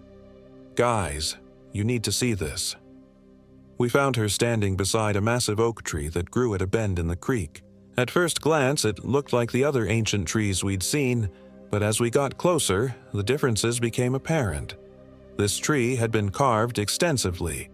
Not with simple territorial markings, but with elaborate symbols and figures that covered the entire trunk from ground level to well above our heads. The carvings were old, the edges weathered smooth by decades of exposure, but they were also clearly deliberate. Spirals and geometric patterns intertwined with more representational images, human figures in various poses, animals that might have been deer or elk, and other shapes that hurt to look at directly, as if they existed in too many dimensions for the human eye to process comfortably. "This is Native American, right?" Jake asked, though he sounded uncertain.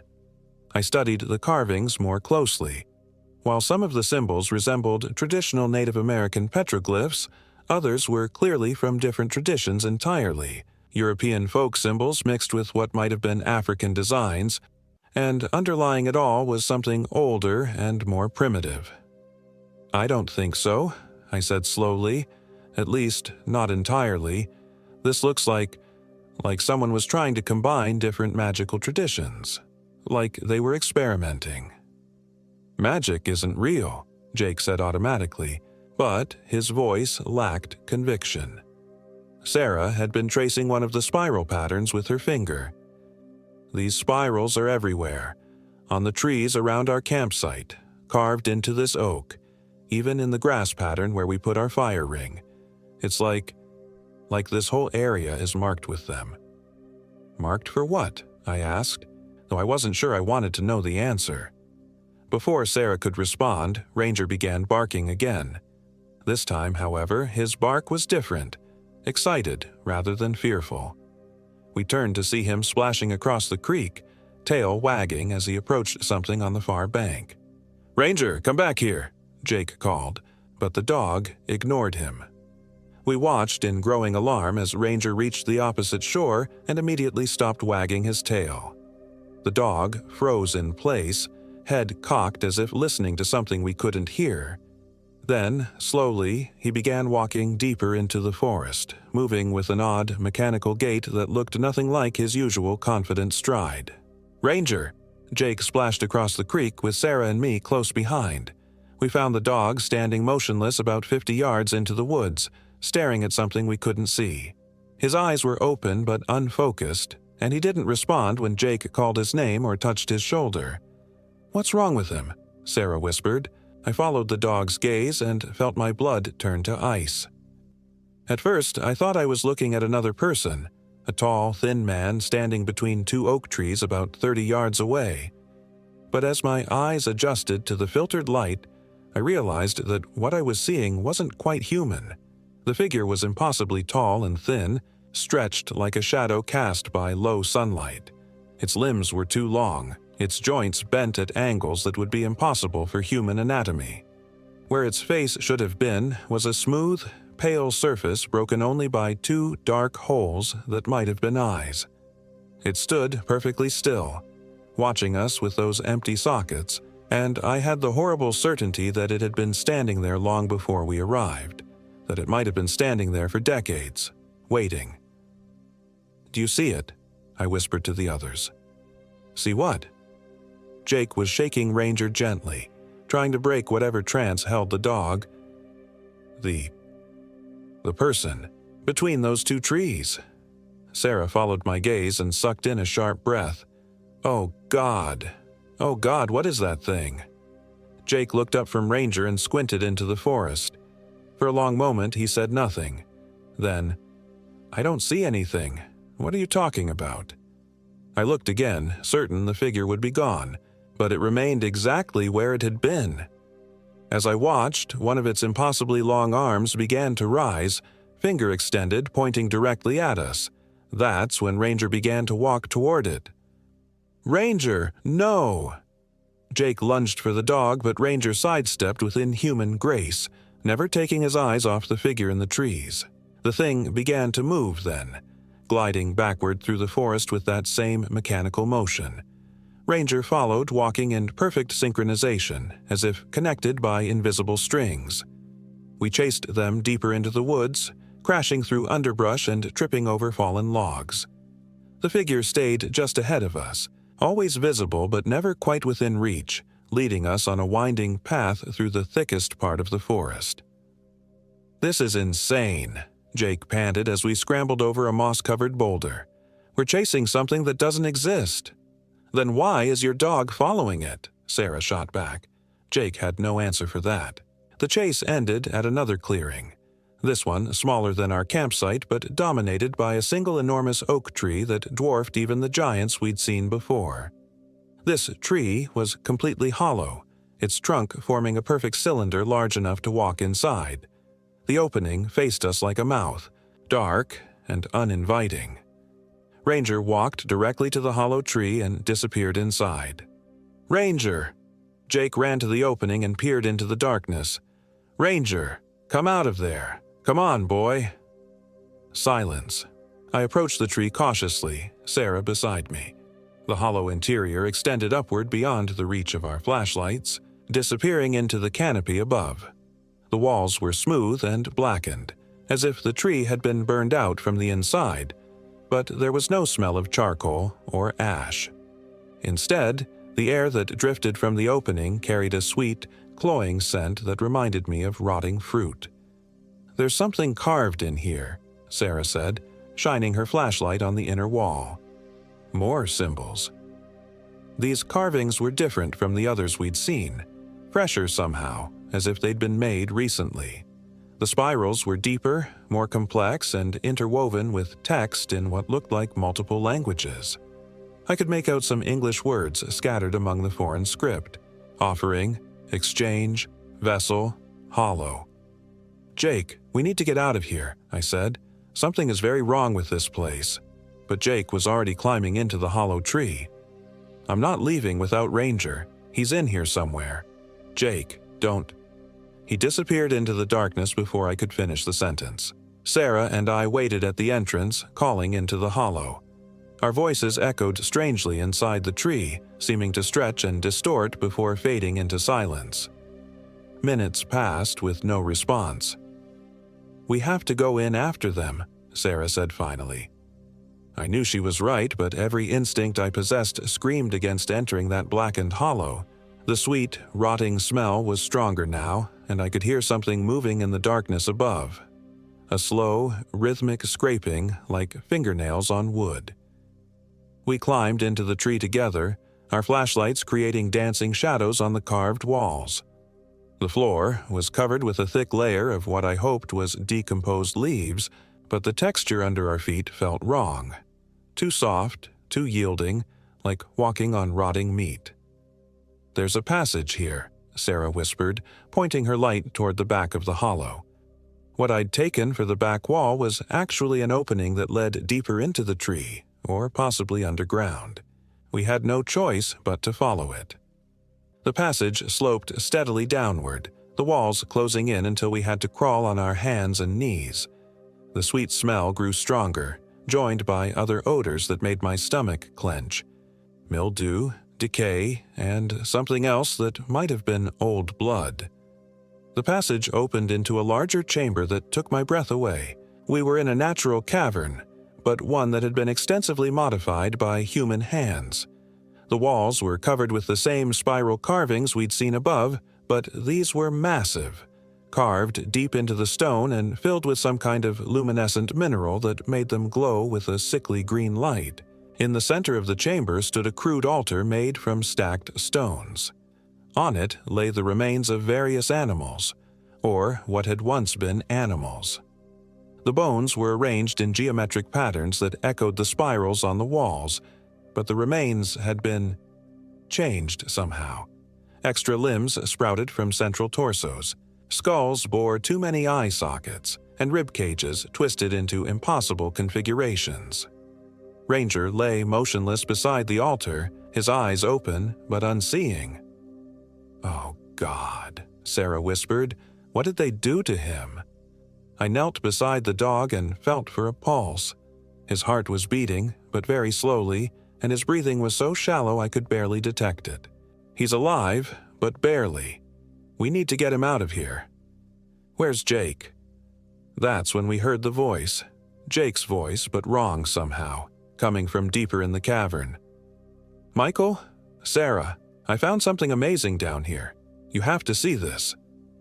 We followed the voice through a narrow opening at the back of the chamber, leaving Ranger by the altar. The passage beyond was even more extensively carved, the walls covered with symbols that seemed to writhe and shift in our flashlight beams. We found Jake in another chamber, this one dominated by what looked like a natural amphitheater carved into the stone. Rows of carved seats faced a central depression where a pool of dark water reflected our lights. Jake stood at the edge of the pool, staring into its depths. "Jake, thank God," Sarah called out. "We found Ranger. We need to get out of here."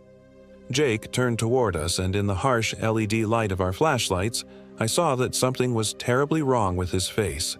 His features were the same, but the proportions were subtly off. His eyes set too far apart, his mouth too wide, his nose tilted at an angle that cast strange shadows. "You have to see this," he said, and his voice had the same mechanical quality we'd heard in Ranger's movements. "It's beautiful. It's been waiting so long for someone to appreciate it."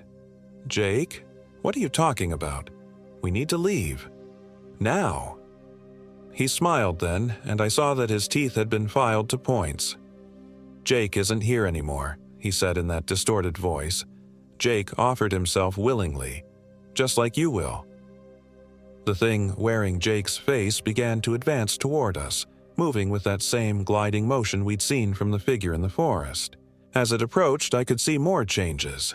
His limbs were longer than they should have been, his fingers ended in sharp points, and his eyes had turned completely black.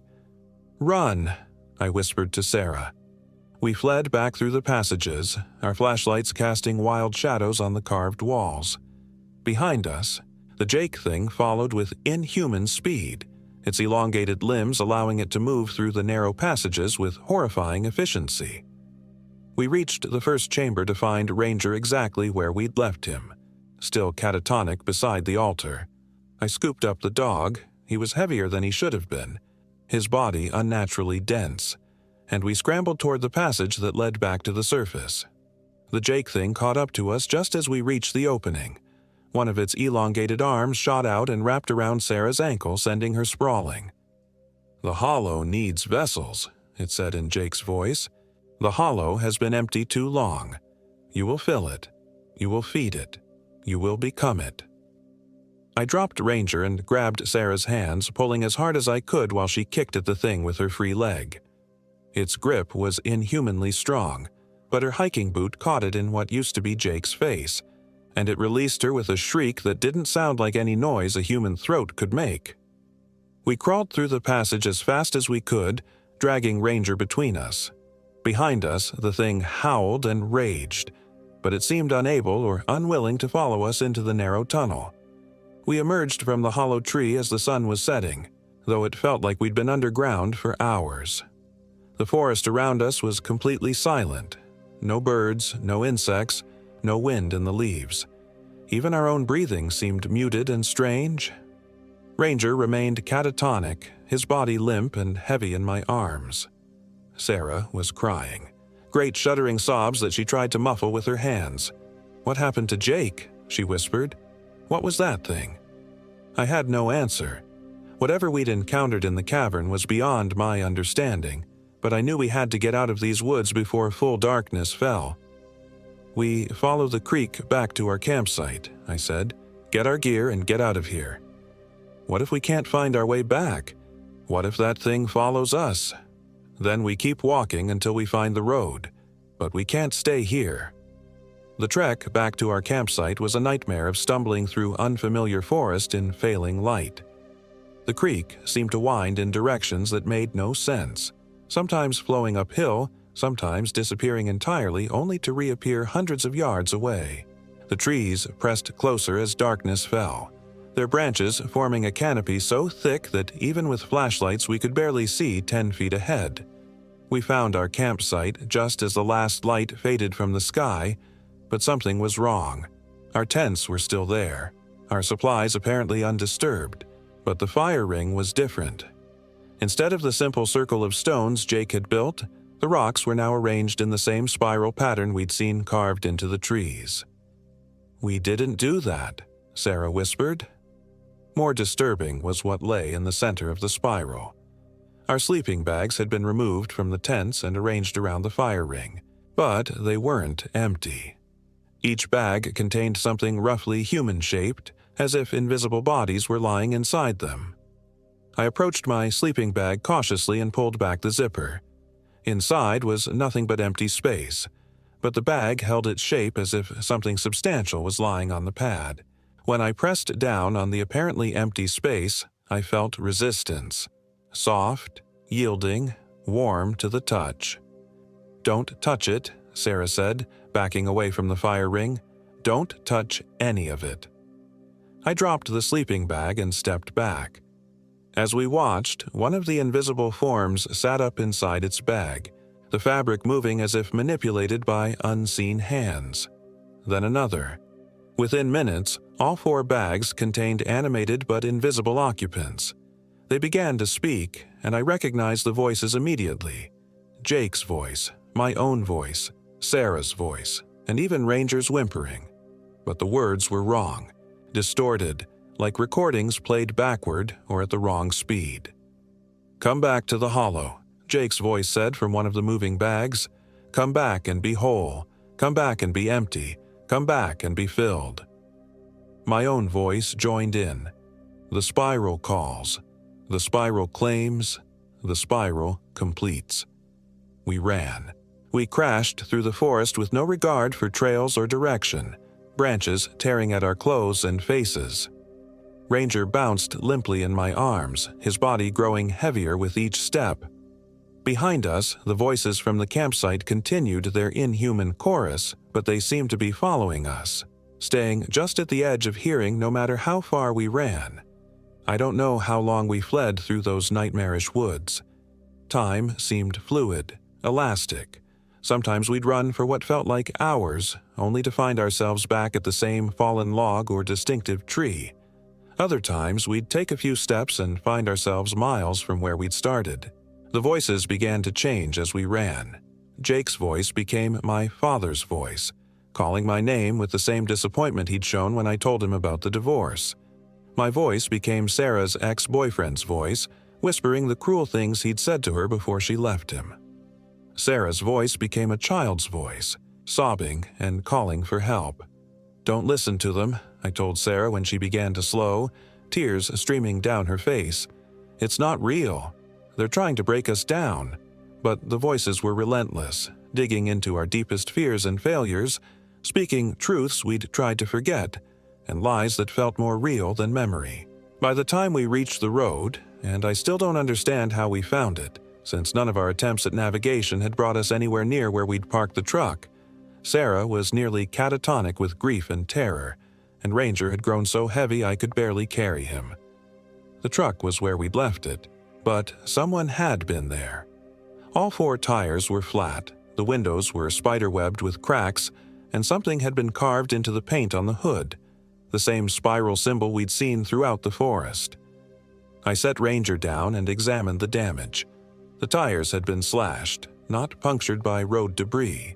The window damage looked deliberate, as if someone had struck them with a hammer in a precise pattern, and the spiral carved into the hood was fresh, the metal bright where paint had been scraped away. "How are we going to get out of here?" Sarah whispered. Before I could answer, I heard the sound of an approaching engine. Headlights appeared around a bend in the dirt road, and I stepped into the center of the track, waving my flashlight.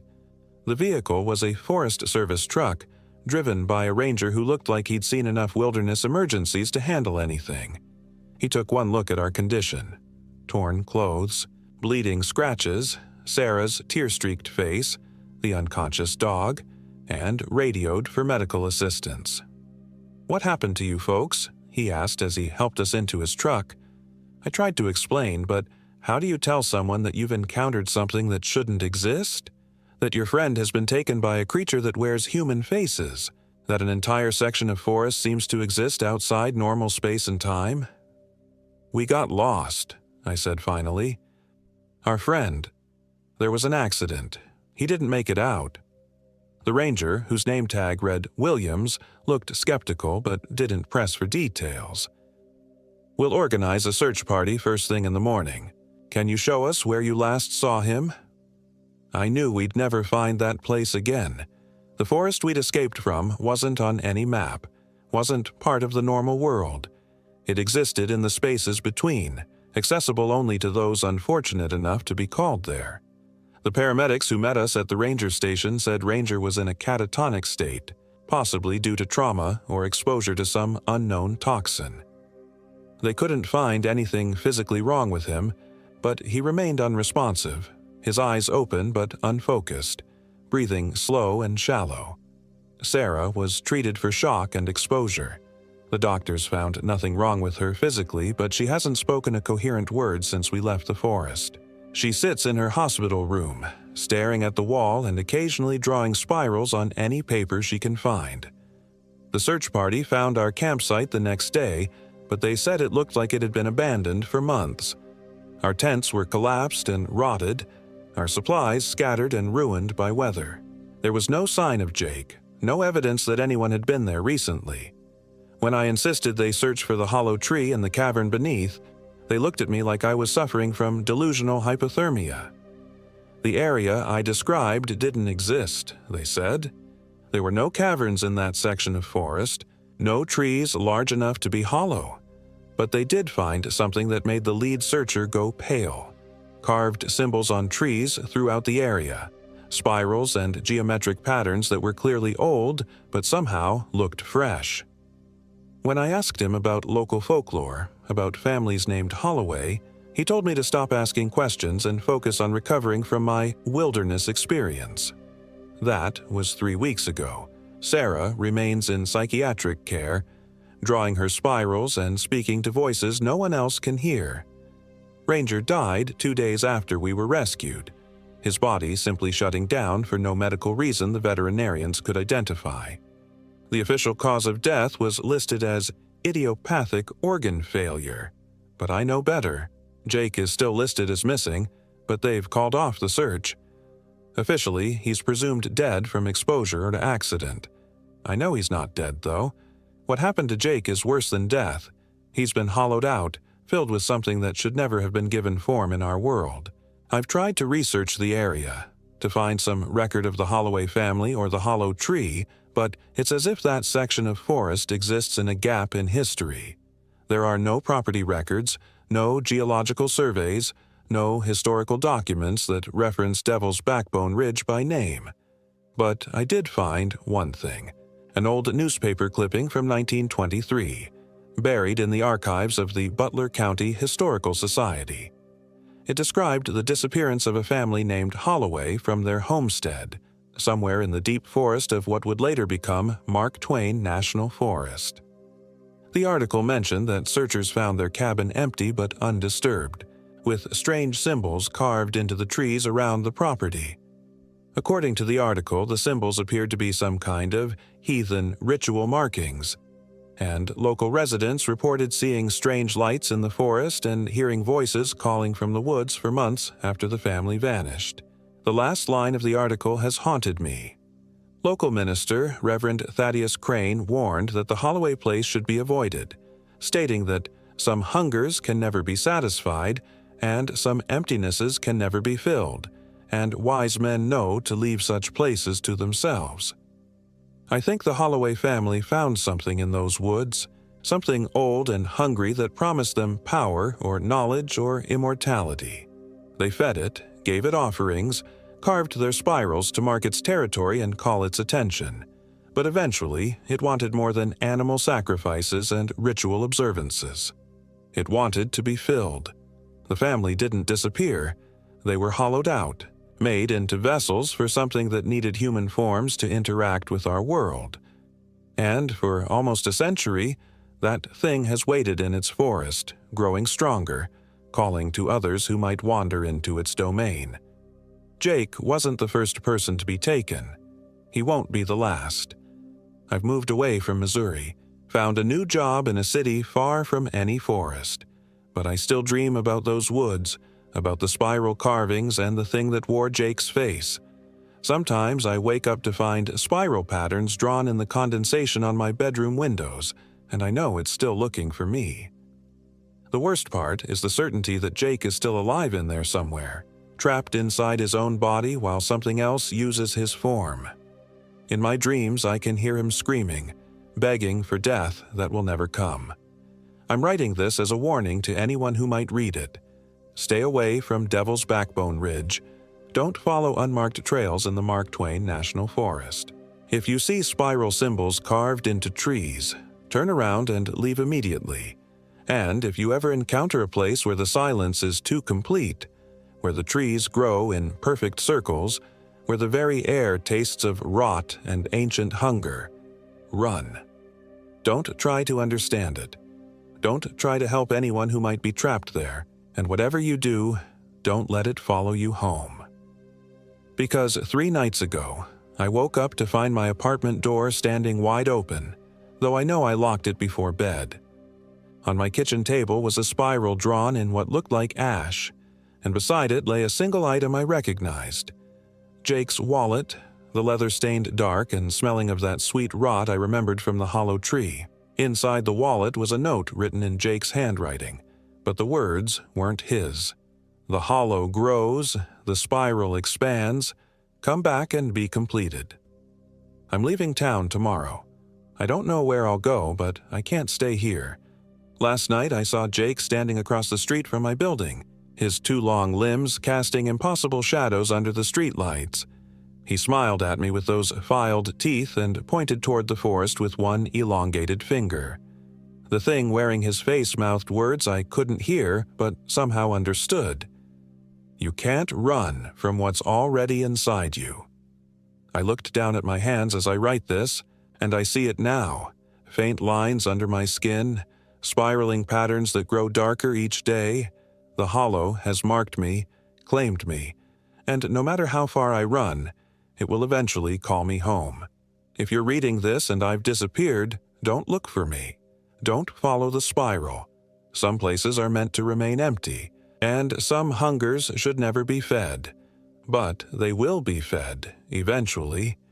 The hollow is patient, and it's very, very hungry.